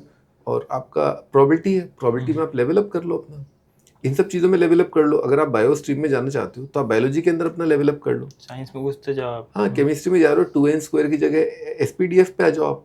सही बात है। पीरियोडिक टेबल में आपको 18, 25, 30 जहाँ तक भी याद है, आप 60 तक पहुँच जाओ। सही बात, याद मत करो, रट्टा मत मारो, लेकिन जो प्रॉपर्टीज हैं बेसिकली, है ना, उन तक पहुँच जाओ। स्ट्रेट लाइन सर्कल्स में और घुस जाओ अंदर। अरे बहुत स्ट्रेट लाइन सर्कल तो आप वेक्टर 3D का पिटारा खोल दिए भानुमति का, ठीक है। हाँ तो क्योंकि there is no end mathematics. अगर किसी पॉइंट से स्टार्ट हुई है, जैसे आप स्केल सर्कल की बात करो तो टॉलमियस थ्योरम तो कुछ भी नहीं है, पता नहीं कितने रिजल्ट हैं, इतने तो मुझे नहीं पता। मतलब सर्कल से रिलेटेड इतने इतने रिजल्ट होंगे। मतलब बात यही है कि आप ये गलती मत करो कि 10th क्लास में मैं 11th पढ़ने लगूं, आप उसको ही बिल्कुल स्ट्रॉन्गेस्ट बना लो। बिल्कुल टेक ऑफ अच्छा रहेगा 11th में, आपका कोई दिक्कत नहीं आएगी। एंड ऐसा मटेरियल मिल कहाँ सकता है? नहीं तो बताया ना अभी, एग्जाम्पलर किताब है ही आपके पास, आर डी शर्मा आप ले लो, ठीक है। अगर आपने बहुत ही ओवर एंथुजियास्टिक हो तो ओलंपियाड की प्रिपरेशन सभी कोचिंग इंस्टीट्यूट ऑफलाइन वाले कराते हैं, आप उनको ज्वाइन कर सकते हो। ऑनलाइन भी काफ़ी स्टडी मटेरियल आपको मिल जाएगा। 10th क्लास में हम लोग एक कोर्स लेकर के आ रहे हैं ऑनलाइन बच्चों के लिए, तो वो बहुत अल्टीमेट होगा। मतलब वो इंडिया में मतलब गेम चेंजर होगा। आपने अब तक ऐसा अच्छा 10th क्लास का लेक्चर्स नहीं देखे होंगे, कितना प्यार से कितना शिद्दत से पढ़ाएंगे, है ना। जिस लेवल का कंटेंट होगा वो नहीं, अभी तक नहीं होगा, कहीं नहीं होगा वो। ठीक है, वेट करते हैं उसके लिए। श्योर, बिल्कुल रिव्यू भी करेंगे उसको। आप ही को करना है उसका सारा उसको अच्छे से समझेंगे। एंड मतलब ये मैं इसलिए पूछा ना क्योंकि अब क्या है, बच्चों को 10th में थोड़ा एक्सपोजर तो मिल ही जाता है, नहीं, तो फिर वही 10th कमेंट ही करते हैं। मेरी तो बहुत बड़ी चिंता है कि मैं अपनी खुद की डॉटर के बारे में सोचता हूँ कि 9th और 10th वो अच्छे से थोड़ा सा पढ़ने लग जाए, अच्छे से पढ़ने लग जाए, और स्पेशली साइंस और मैथ्स ना। 3-4 घंटे दिन बस, उतने में ही बहुत कुछ हो अरे जाएगा। नहीं 3-4 घंटे नहीं, ढाई घंटे 3 घंटे भी नहीं, 2.5 घंटे वो पढ़ ले बस, और इन सब्जेक्ट को पढ़ ले, मैथ्स और ये सब ना। हाँ, तो बहुत कुछ हो जाएगा। एंड फिर आपके 11th का प्रेशर ईज आउट हो जाता है, फिर आपको ये नहीं लगता है कि भाई बस ये कैसे ट्रेन से सीधे हवाई जहाज में भाग गया मैं। मेन चीज वही है कि smooth take off, change overwhelming जितना, लगता है हाँ, काफी ना। चेंज अगर बहुत ड्रास्टिक होता है ना तो Drastic बच्चा होता है। उसी में हताश हो जाता है। एक किताब पे सर एक क्वेश्चन और पूछूंगा कि मैं, अगर मुझे ऐसा लग रहा है कि मैं जेई मेन लायक ही हूँ या फिर अभी मेरी प्रिपरेशन वहां पे चल रही है, तो मेरे लिए ये किताब है या नहीं है? आईआईटी मेन की प्रिपरेशन, तो आपको जेई क्रैक करना है ना, और आपको एनआईटी जाना है, Correct. या आपको अच्छे गवर्नमेंट कॉलेजेस में जाना है, अच्छी परसेंटाइल, मतलब 90 परसेंटाइल से ऊपर। तो सबसे बड़ा मुद्दा यही था जब हम आईआईटी का मेन का पेपर देखे, 23 का, 24 का, 25 का, तो हम ये पाए, हमारी पूरी टीम ने यही देखा कि आईआईटी मेन के अंदर डायरेक्टली क्वेश्चन उठ करके आ रहे हैं आईआईटी एडवांस के 20 साल के पेपर से। उसका कारण भी सिंपल है, आईआईटी मेन के पेपर्स इतने सारे हो रहे हैं, correct, you can't create questions like that, ऐसे हवा में थोड़ा ना क्वेश्चन बन जाएगा। तो वो क्वेश्चन का आइडिया यहीं से चुराया जा रहा है, कैलकुलेशंस यहीं से आ रही है, मतलब सिंप्लीफाई कर रहे हैं। नहीं डेटा चेंज है, कई बार डायरेक्ट क्वेश्चन आ गया, बिल्कुल डायरेक्ट आ गया, एज इट इज, कुछ भी चेंज नहीं किया, न्यूमेरिकल टाइप को एबीसीडी कर दिया है, that's it, okay, answer he same है। और आईआईटी एडवांस के अंदर आईआईटी एडवांस के क्वेश्चन आ रहे हैं, समझे आप, 2005 या 6 का क्वेश्चन था, वो 2019 में है, यानी कि जेई एडवांस 2026 का शायद 2010, 11, 12 का कोई क्वेश्चन आ जाए, हो सकता है। कॉम्प्लेक्स से क्वेश्चन रिपीट हुए, कॉम्प्लेक्स में एक क्वेश्चन डिट्टो रिपीट कर दिया, डिट्टो सेम, एडवांस का एडवांस में। सिलेबस, क्योंकि सिलेबस डिफाइंड है, इतने क्वेश्चंस बन गए, तो रिपीटेशन ना चाहते हुए भी होगा। तो मुझे लगता है कि अगर आपने ये रिसोर्स अच्छे से कंप्लीट कर लिया तो आपका आईआईटी मेन में 90 परसेंटाइल प्लस गारंटेड है, क्योंकि आप इतने सारे क्वेश्चंस, इतने सारे कैलकुलेशन से फेमिलियर हो जाओगे, जो कि पूरी तरह रिपीट होंगे आपके आईआईटी मेन के एग्जाम के अंदर भाई। तो रिपीटेशन ही तो चाहिए होता है। By doing PYQs what you get is repetition of calculations, repetition of ideas. वो आपको सारे आइडिया लग गए तो आप समझ गए पेपर कैसा आएगा, तो मेन भी आपका काफी सॉर्टेड होता है। ठीक है सर, एक एक्टिविटी करते हैं हम, मैं कुछ कमेंट्स के ही क्वेश्चन पूछता हूँ, बिकॉज वो सबसे ज्यादा डिमांड में वही क्वेश्चंस है, आप उसका मुझे जवाब देना। ठीक है भैया, हिंदी मीडियम वाले जेई को इजीली क्रैक कर सकते हैं या नहीं, ये क्वेश्चन है। हिंदी मीडियम वाले जेई को क्रैक उतना ही इजीली कर सकते हैं जितना कि एक इंग्लिश मीडियम का बच्चा करता है, क्योंकि वो अपनी जो कंटेंट है, स्टडी मटेरियल है, वो हिंदी में मिल जाता है। सही बात है। हाँ, लेकिन दिक्कत ये आती है एक पॉइंट पे कि बहुत अच्छे टीचर्स, उनका जो शिक्षा देने का जो मीडियम है वो इंग्लिश है। कौन, मतलब नोट्स वो इंग्लिश के यूज करते हैं, नोट्स इंग्लिश के यूज करते हैं, वेलोसिटी ही बोलेंगे। हाँ वेलोसिटी, तो ऐसा नहीं है कि वो गति बोलेंगे, गति I think is the right word, गति बोलेंगे या धूरी कुछ बोलेंगे, एंगल को कोण नहीं बोलेंगे, कोण नहीं बोलेंगे। लेकिन मुझे लगता है कि अगर बच्चे को आईआईटी की प्रिपरेशन करनी है और 10th क्लास में थोड़ा सा सजग हो गया, तो 10th क्लास के अंदर वो 10th क्लास तक के टर्मिनोलॉजी को जान ले। तो जैसे मैं आपसे हिंदी में बात कर रहा हूँ, मैं कोई बहुत अमेरिकन इंग्लिश या ब्रिटिश एसेंट तो है नहीं मेरा, करेक्ट, आपको मेरी बात समझ में आती है, और पूरे जो हिंदुस्तान है उसका जो अपना मध्य प्रदेश है, उड़ीसा, झारखंड और ये महाराष्ट्र है, और महाराष्ट्र से नीचे तो सब साउथ इंडियन है मेरे ख्याल से, यहाँ तक को सब बिल्कुल क्लियरली अपनी बात समझ में आती है, मतलब एक नंबर समझ में आती है। साउथ इंडिया में भी लोग हिंदी बोलते हैं, बस वो क्या है कि कुछ लोग थोड़ा वैसा वाला हिंदी बोलते हैं, हम जा रहा है इस तरह का, वो नॉर्थ ईस्ट में भी वही सीन है। नॉर्थ ईस्ट में वही सीन है, तो सबको समझ में आता है। और भाई मैथ्स, फिजिक्स, केमिस्ट्री ये सब यूनिवर्सल लैंग्वेजेस हैं, इसमें कोई चीज हाइड्रोजन ही है। अब आपने हाइड्रोजन हिंदी में पढ़ रखा है, तो वो आप 10th क्लास में एक बार थोड़ा चेक कर लो। ऊपर से मुझे लगता है अंडर कॉन्फिडेंस की बात हुई है, अंडर कॉन्फिडेंस। गुजरात, अब इस्माइल जो मेरा को-फाउंडर है वो गुजराती बोर्ड का है। अच्छा। और महाराष्ट्र बोर्ड के बहुत मिलते हैं, एंड जो साउथ इंडिया वहाँ तो स्टेट बोर्ड्स का ज्यादा चलन है, वहाँ तो आपको सीबीएसई ज्यादा वही मिलेंगे। राइट। तो इट्स ऑल अबाउट कॉन्फिडेंस। बाकी तो आपका पेपर तो हिंदी में भी आएगा ही। पेपर हिंदी में आएगा। नेक्स्ट सर कोई कमेंट लेते हैं। भैया, ऑफलाइन कोचिंग लूँ या online, please help. Much needed question है, और काफी लोगों को क्लैरिटी भी नहीं है। हमने कुछ बातें करी थी कि अगर आपको अपने ऊपर भरोसा है कि आप एक बंद कमरे में अकेलापन महसूस नहीं करेंगे, आपको रंगीन बातें करने के लिए कोई ना कोई चाहिए, शाम को, सुबह, दोपहर को, और आपको अपने ऊपर फेथ नहीं है कि आप डिसिप्लिन मेंटेन कर पाएंगे नहीं कर पाएंगे, तो ऑफलाइन ठीक रहता है, क्योंकि उसमें क्या पेरेंट टीचर मीटिंग हो जाती है, पेरेंट्स जा सकते हैं और हर हफ्ते 10 दिन 15 दिन जैसा भी पेरेंट्स का अवेलेबिलिटी है, जाके टीचर से बात करके कि बच्चा कहाँ पर इम्प्रूव कर सकता है ये कर सकते हैं। अगर आपको लगता है आप के अंदर वो जो सेल्फ कंट्रोल चाहिए, 10-12 घंटे पढ़ने का डिसिप्लिन है, भले चलो महीने के सारे दिन मत पढ़ो 10 घंटे, पर 28 दिन 27 दिन तो पढ़ेगा ना भाई, ठीक है। अगर वो है आपके अंदर तो ऑनलाइन बेस्ट है, उसमें आपको आने जाने की थकान नहीं होगी, आपको अपने मनपसंद टीचर्स मिल जाएंगे जिन्होंने बहुत एक्सपीरियंस से बहुत सारे बच्चों को IITian बनाया है। ऑप्शंस भी मिल जाएंगे, यस। मैं केवल ये नहीं कह रहा कि मैं बहुत अच्छा हूँ, और भी बहुत अच्छे अच्छे टीचर्स ऑनलाइन भी हैं ऑफलाइन भी हैं। आप देखो आपको किनका जो है ज़्यादा अच्छा समझ में आ रहा है और कौन IIT का पढ़ाते हैं, समझ में तो आ रहा है, पर पता चला आप तो 10th क्लास का रिपीट कर रहे हैं, क्योंकि अभी ब्रिज कोर्स के नाम पे काफ़ी लोग 10th क्लास का पढ़ा दे रहे हैं। मतलब आई थिंक मेरी बेटी 8th क्लास में, उसको ज़्यादा आता है वो ब्रिज कोर्स जो है ना 10 to 11 के लिए। हाँ, मैं बता रहा था, तो पता चला आप क्या पढ़ रहे हो, आप 10th के ही तो पढ़े जा रहे हो आप, मतलब 11th तो उन्होंने आपने 10th में ही काट दी, तो क्वाड्रेटिक आप 10th के ही पढ़े जा रहे हो। अब डिफरेंस ऑफ रूट आता है लोगों को, जो IIT की प्रिपरेशन कर रहा है 10th में वो ठीक ठाक कर रहा होता है, डिफरेंस ऑफ रूट वो पढ़ लेता है वो, सही बात है। हाँ, लेकिन आप वही पढ़े जा रहे हो। फिर वो 11th के बाद भी मैं देख रहा हूँ कुछ एक कोर्स था, उसमें AQ + BQ + CQ = 3ABC पे सवाल दे रखा है, और दोनों टीचरों ने दे रखा है, एक इधर वाले भी उधर वाले भी। अरे आप क्या IIT की प्रिपरेशन कभी तो स्टार्ट करोगे ना, और बच्चा खुश है उसमें, खुश है वो, कॉन्फिडेंस मिल रहा है उसको। फेक क्या कर रहे हो आप IIT मेन में कितना अच्छा परफॉर्म कर सकते हो if you get better content. आपको थोड़ी दिक्कत आएगी समझने में, पर इसका मतलब ये थोड़ी ना कि हम एम छोटा करें। सही बात है। हम इंडिया है भाई, we are not America, we can't fight with Iran for like 20-30 days से वॉर चली आ रही है, वी कांट अफोर्ड दैट, हम जंग अफोर्ड नहीं कर सकते, तो हमें मेहनत करना हमारा काम है भाई। अब तुम उसी से जी चुरा रहे हो और तुम आसान करके तुम्हें लग रहा है, मजा नहीं है उसमें।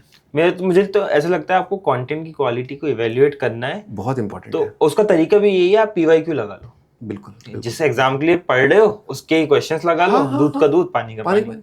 आप देखो मेरी ये किताब है, मेरी वो किताब है, मैंने इस किताब का ऑथर हूँ, उस किताब का ऑथर हूँ। अरे क्या करना भाई, इतनी किताबें तो PYQ कर लो आप, आपको पता चल जाएगा। इसमें यश भाई एक और पॉइंट मैं ऐड करूंगा, बच्चा जो है ना वो क्वाड्रेटिक के 200 सवाल करता है, ठीक है, और वेक्टर 3D के 50 सवाल करता है। किसका क्या होना चाहिए ये तो PYQ डिसाइड करेंगे ना। पिछले 20 साल में किसका वेटेज कितना है वो तो PYQ डिसाइड करेगा। आपकी किताब से डिसाइड होगा क्या? कुछ नहीं होगा। आपकी किताब से डिसाइड होगा कि वेक्टर का वेटेज ज्यादा है कि आपका क्वाड्रेटिक का वेटेज ज्यादा है? नहीं होगा ना। एग्जाम के पैटर्न पे डिसाइड होगा, PYQ से डिसाइड होगा। तो क्या इस किताब को करने का क्या फायदा? आप लेक्चर देखो, प्रॉब्लम पता है क्या आती है, बच्चा क्या करता है, जिस समय पर लेक्चर चल रहा होता है उस समय पर नोट्स नहीं बनाता। हाँ, रनिंग नोट्स। फिर वो दूसरे रेफरेंस बुक्स की तरफ भागता है। करेक्ट। ये सारा प्रॉब्लम वहीं से आया है। अगर बच्चा क्लास में नोट्स बना रहा है, मॉड्यूल बना रहा है, उसके बाद तो बस ये किताब खत्म, फिर उसका चैप्टर खत्म, फिर अगले चैप्टर पे जाए। रिवीजन में रेफरेंस बुक लगा फॉर मोर प्रैक्टिस। ठीक है, एक और सर कोई क्वेश्चन लेते हैं। ये सर थोड़ा आपसे रिलेटेड है। ठीक है, मतलब बहुत सारों की प्रॉब्लम होती है। भैया मेरे को क्लास में मैथ टीचर का समझ नहीं आ रहा, मैं ऑनलाइन टीचर से पढ़ सकता हूँ क्या? ये बेसिकली वो बच्चे जो ऑफलाइन में भी है बट समझ नहीं आ रहा। देखो यश भाई, ऑफलाइन में आपको बहुत अच्छे टीचर मिले ना मिले गारंटी नहीं है ना, क्योंकि ऑफलाइन में यू डोंट चूज एक फला कोचिंग इंस्टीट्यूट ब्रांड चूज करते हो। हाँ, आप ब्रांड चूज करते हो। फला कोचिंग इंस्टीट्यूट से बहुत सारे रैंक प्रोड्यूस किए, लेकिन उन बच्चों को पढ़ाया किसने था? सही बात है। ये you can't choose those teachers ना। आपको उस कोचिंग इंस्टीट्यूट के अंदर बहुत अच्छा परफॉर्म करना पड़ेगा। शायद आप 10th में अगर आप ओलंपियाड का जैसे IOQM पहला लेवल क्लियर कर रखा है तो आपको वो टीचर्स मिल सकते हैं। पेरेंट्स को जाके बात करनी पड़ेगी, हमारा बच्चा अच्छा है, भी थोड़ा सा परफॉर्मेंस कम कर रहा है लेकिन कर लेगा, तो शायद आपकी बात सुन ली जाए, एंड सो ऑन। ऑनलाइन में एक बेनिफिट ये रहता है कि बच्चा अपने हिसाब से टीचर सेलेक्ट कर सकता है, चेक भी कर सकता है, लेक्चर्स को चेक भी कर सकता है। चेक ये नहीं टीचर के लिए, वो चेक ये कर सकते हैं कंपैटिबिलिटी बैठ रही है। हाँ, लेकिन मैं फिर भी ना कंपैटिबिलिटी को इतना बड़ा इशू नहीं मानूंगा। मुझे लगता है कि आप अपने एम के हिसाब से सेलेक्ट करो, आप कंपैटिबिलिटी के हिसाब से मत करो। क्योंकि आप बोलो कि मेरे को 11th का सारा कंटेंट समझ में आ जाएगा, तो मुझे नहीं लगता बहुत सारे बच्चों को सारी चीज़ें मतलब एडवांस लेवल तक का हर चैप्टर का आता है। कैसे आ सकता है? नहीं आ सकता। हाँ, मतलब वो टाइम टेकिंग है, डेवलप होता है। प्लस इसमें एक और झोल है, PCM, तीनों का आपको एडवांस लेवल समझ में आ जाएगा? I doubt. मतलब मेरे को खुद को फाइट थी केमिस्ट्री के अंदर, लेकिन मैं सेलेक्ट हो गया। तो आपको वो पेशेंस बना के रखना है टीचर के साथ कि हाँ, और आप प्लीज पहला लेक्चर देख करके, एक और नया आया है कि पहला लेक्चर देख लो और जज कर लो। अरे एक लेक्चर से क्या होगा? फाइनली बात तो 8वें लेक्चर की हो रही थी ना, अभी अपन सीक्वेंस सीरीज की बात कर रहे थे। 8वें लेक्चर में, 9वें लेक्चर में जेईई एडवांस का पढ़ाऊंगा, वहां जाके जज होगा ना।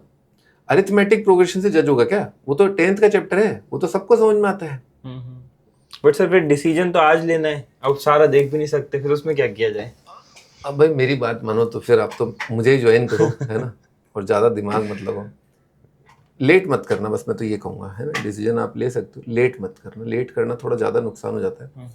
टीचर तो प्लस माइनस चल जाएगा, क्योंकि आप ये देखो कि एफर्ट आपकी साइड से बहुत ज़्यादा जाना है, डिसिप्लिन आपकी साइड से बहुत अच्छा होना चाहिए, होमवर्क कंप्लीट करना है और ये किताब भी करनी है, तो टाइम तो कम है।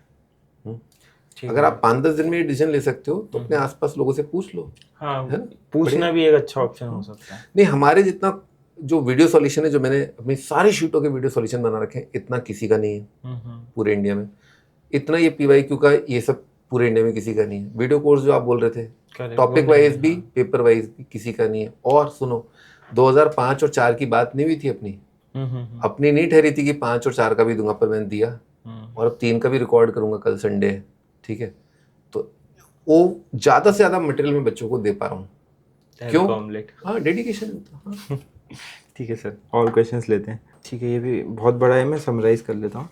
भैया please make a video on low energy, always feeling sleepy, even 7 to 8 hours of sleep, tired रहता हूँ, लगभग सारे एडिक्शन से दूर हूँ, फिर भी स्लीपी एंड लो एनर्जी कैसे सॉल्व कर सकते हैं? हमारे टाइम पे एक ऐड आता था कि जैसे कोई हस्बैंड थका थका सा रहता है, तो उसके लिए चाहिए टॉनिक सिंकारा, रिवाइटल। हाँ, रिवाइटल, है ना, ऐसा।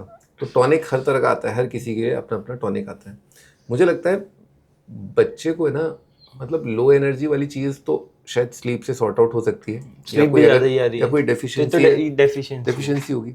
लेकिन मैं बच्चों को ये बोलता हूँ कि हमेशा आप 7-8 घंटे सो के आओ, और अगर आप बेड पे भी, आपकी नींद खुल गई, आप बेड पे भी लेटे हुए हो, तो आप बेड पे ही लेटे लेटे 10 मिनट या 15 मिनट बेड पे लेटे रहो और प्लान करो कि आपका डे कैसा जाएगा। वो बेटर रहता है, ताकि आप बेड से जब आप उठो, when you are not on your bed, तो आपको बिल्कुल क्लियर कट पता है कि अब मैं क्या करूँगा। मैं नहाने जाऊँगा, मैं ब्रश करूँगा, मैं फिर नाश्ता करूँगा, मैं कोचिंग जाऊँगा, मैं पढ़ने बैठूंगा, वो सब बेड पे ही डिसाइड कर लो। बेड छोड़ा तो you should have a purpose, clarity है पूरी, पर्पस, बिल्कुल पर्पसफुल होना चाहिए। अब जो आपकी दूसरी बात थी कि ज़्यादा सोता है, तो मैं तो कहता हूँ 9 घंटे सो ले भाई, लेकिन एनर्जेटिक रहना है दिन भर। किसी की नींद कम है, किसी की ज़्यादा है। हाँ, योगा से आप थोड़ा सा अपना एनर्जी, स्लीप टाइम कम कर सकते हो, वो देख लो, पर sleep more, but you should be energetic. जो सिंपल है, 8.5 घंटे सो लो। हाँ, अच्छा खाना खाओ, डेफिशिएंसी चेक कर लो, और फिर रूटीन बना के पढ़ाई करो, कर लेना चाहिए इसको। भैया फ्यूचर डिमांडिंग ब्रांच के ऊपर एक वीडियो बनाओ, तो आप कुछ गाइड करोगे इस पे? देखो, आप यश भाई खुद आप एक कंटेंट क्रिएटर हो, आपका ब्रांच क्या था? Civil engineering. सिविल था, मेरा था इंजीनियरिंग फिजिक्स। मैं क्या पढ़ा रहा हूँ? मैथमेटिक्स। तो फिजिक्स का बंदा मैथ्स पढ़ा रहा है, और सिविल का बंदा कंटेंट क्रिएशन में है, एंड सो ऑन। ऐसी इनफाइनाइट स्टोरीज हमारे इंडिया में आ रही हैं, और अगले 5 साल आएंगी। 5 साल तो डेफिनेटली आएंगी। फिर हो सकता है थोड़ी कंपनीज जो है वो थोड़ा कंसोलिडेशन फेज में चली जाए, कुछ डाई आउट हो जाए, लेकिन नेक्स्ट 5 साल तो यूथ का है। करेक्ट। जो 25 से 30 साल की एज के बंदे हैं, इनके नाम पे है, ठीक है। ये जो करेंगे, जिस तरह के वर्क करेंगे, बिजनेसेस करेंगे, ये छा जाएगा मतलब इंडिया में। तो you have lots of options, ठीक है। एनर्जी सेक्टर में बूम आएगा, ठीक है, क्योंकि पावर की डिमांड राइज पे है, ठीक है। मेरे को AC चाहिए, 1 नहीं 4 चाहिए, ठीक है। मेरी फैमिली को और चाहिए, ठीक है, और एंड सो ऑन। मतलब बिजली की खपत बहुत ज़्यादा होगी। अब उसको कैसे स्मार्टली प्रोड्यूस कर सकते हैं, सन की हेल्प से या सोलर की हेल्प से, और भी बहुत सारे, मतलब पावर जनरेशन है एक सेक्टर। इंफ्रास्ट्रक्चर भी बढ़ ही रहा है, इंफ्रास्ट्रक्चर बढ़ रहा है, road, buildings, flats, farmhouses. अब आज की तारीख में इंडिया का मिडिल क्लास जो है बहुत बड़ा कंज्यूमर बन रहा है, ठीक है। वो क्या क्या कंज्यूम करेगा? हॉलीडे पैकेजेस जो हैं उनको मतलब पिरोना, बेसिकली आइटनरी फिक्स करना, ठीक है, एआई की हेल्प से कर सकते हो, सीजन की हेल्प से कर सकते हो, माउंटेन क्लाइंबिंग, हेल्थ फिटनेस से रिलेटेड। अब देखो आजकल कितने फिटनेस ब्रांड आ गए, करेक्ट। ठीक है। तो बहुत सारी चीज़ें ये हमारा नया इंडिया, यंग इंडिया करने वाला है। आप बहुत सारे ऑप्शन है, मतलब एक ऑप्शन नहीं है। अगर आप अकेडमी की तरफ जाना चाहते हैं तो मुझे लगता है कि इंजीनियर और डॉक्टर बन के भी आप बहुत अच्छा अचीव कर लेंगे, है ना। ठीक है। हाँ, लेकिन स्पेसिफिक क्वेश्चन हो तो बात है। बट जैसे क्लाउड किचन भी आ रहा है, आप बताओ दो चार आइडियाज आप भी बता सकते हो बच्चों को। ये तो मैं जो जोमेटो टोमेटो से जो आ रहा है वो बता रहा हूँ। मतलब मुझे तो ऐसा लगता है सर, या तो आपको आज क्लियर हो कि आपको क्या करना है तो ब्रांच की तरफ जाओ, वरना सिक्योर दी बेस्ट कॉलेज, क्योंकि माहौल और नेटवर्क वहीं से मिलेगा। परफेक्ट आंसर, बिल्कुल सही कहा भाई ने। देखो भाई, मैं भी यही कहूंगा कि अगर आप आईआईटी या अच्छे कॉलेज में चले जाते हो तो वहां पहुंच फर्क ही करके नहीं पड़ता। डिसाइड कर लो ना। आज क्यों डिसाइड करो, आज पढ़ने लग जाओ, पढ़ करके अच्छे कॉलेज जाओ, अच्छे प्लेटफॉर्म पे आ जाओगे, अच्छी संगत में आ जाओगे, सही बात है। ज्यादा आइडियाज वहां अच्छे मिल सकते हैं। ऊपर से 11वीं में बैठ के क्यों सोच रहे हो कौन सी ब्रांच लेनी, तुम तो पहले डिट्टो रैंक सिक्योर करो। बिल्कुल रैंक सिक्योर करो। ठीक है, एक दो क्वेश्चन और ले लेते हैं। एक बात सच बताना, अगर मैं आज से तैयारी करना शुरू कर दूं तो क्या सच में आईआईटी हो पाएगा? नहीं, 12th में है कि 11th में है कि 10th में? 11th खत्म किया है। 11th खत्म किया। तो भाई सच बात तो जैसा कि अपन एक बार बात भी किए थे कि कई बच्चों को तो ये पता ही नहीं होता कि वो अच्छे हैं, उनके पास नंबर कम आ रहे हैं। और नंबर कम आना एक ऑब्वियस रीज़न है कि आईआईटी एडवांस बहुत टफ होता है और कम नंबर पे भी सिलेक्शन हो जाता है। तो अगर आपका फिर भी सुपड़ा साफ है मतलब, तो उसमें फिर अगेन ग्रेडिंग करनी पड़ेगी। लेकिन चलो ठीक है, मान लो एक साल की बात करें, एक साल में प्रिपेयर तो किया जा सकता है। लेकिन 12th में जब वो जाएगा बच्चा तो उसे पढ़ाएंगे 11th के टीचर्स, मतलब 11th के कंटेंट, 11th का सिलेबस से कवर करना है, लेकिन वो पहुंच 12th में गया तो कैसे मैनेज करेगा, ये सवाल है। यही सवाल मतलब basically it's all about motivation कि आज भी पूछ रहा है। अब वही है, मतलब मेरे को तो लगता है तुम्हें ये लास्ट सवाल होना चाहिए, पढ़ने लग जाओ। राइट। ये सवालों का मैं दिवाली से सुन रहा हूँ ये सवाल कुछ ना किसी बच्चों के। हर किसी का यही होता है, आज से स्टार्ट करूँ तो हो जाएगा। मैं बोलता हूँ पहले तो ये लास्ट बार पूछ के वाला क्वेश्चन, सही बात, स्टार्ट कर दे, अपने आप फिगर आउट कर लेगा। ये तो बिल्कुल सही आंसर है मेरे ख्याल से ना। जंग में घुस करके जब तक जंग को जियोगे नहीं तब तक वो उसको जीतोगे कैसे, वो एहसास ही नहीं होगा। और ब्रेन को थोड़ी भी विनिंग दे देते हो ना, फिर ब्रेन अपने आप प्रोग्राम होता है कि अब तो और विनिंग चाहिए। इट्स ऑल अबाउट मतलब बैकलॉग 20 चैप्टर के कवर पहले चैप्टर को कंप्लीट करने से ही होता है। करेक्ट। ठीक है सर, इसका ये सेशन तो अपना बहुत अच्छा हुआ एंड आई एम ग्लैड कि हमने बात थोड़ी प्रिपरेशन पे ज्यादा की, हमने जेईई एडवांस पे बात की जिस पे लोग बात नहीं करते हैं। कुछ चीजें रह गई हैं, मे बी कोई थर्ड सेक्शन करेंगे। मुझे मैं बता भी देता हूँ, मतलब थोड़े हिंट्स भी दे देता हूँ ऑडियंस को भी, कि हमने प्रैक्टिस पे बहुत बात नहीं की, हमने सवालों पे बात नहीं की है, हमने लेक्चर्स को कैसे देखना चाहिए। मुझे ऐसा लगता है बच्चे मूवी की तरह लेक्चर देख लेते हैं। नहीं, वो तो गलत है ना। हाँ, तो इन सब चीजों पे फिर से कभी कोई सेशन करेंगे। आज के लिए तो मुझे काफी पर्सनली अच्छा लगा एंड बहुत सारे डाउट्स भी सॉल्व होंगे बच्चों के। इसका मैं लिंक डिस्क्रिप्शन में डालूंगा, बिकॉज आई पर्सनली फील कि जेईई एडवांस का क्वेश्चन 100% बनते नहीं है, बनते 20-30% ही है, तो 70% के सॉल्यूशन होना बहुत जरूरी है। तो वो यहाँ पे है, तो चेकआउट करो, एक्सप्लोर करो। अमेजोन वगैरह पे मिल जाएगी, अमेजोन फ्लिपकार्ट दोनों पे है। तो बस लिंक डाल दूंगा मैं। Sure, thank you so much. Always a pleasure sir. ठीक है।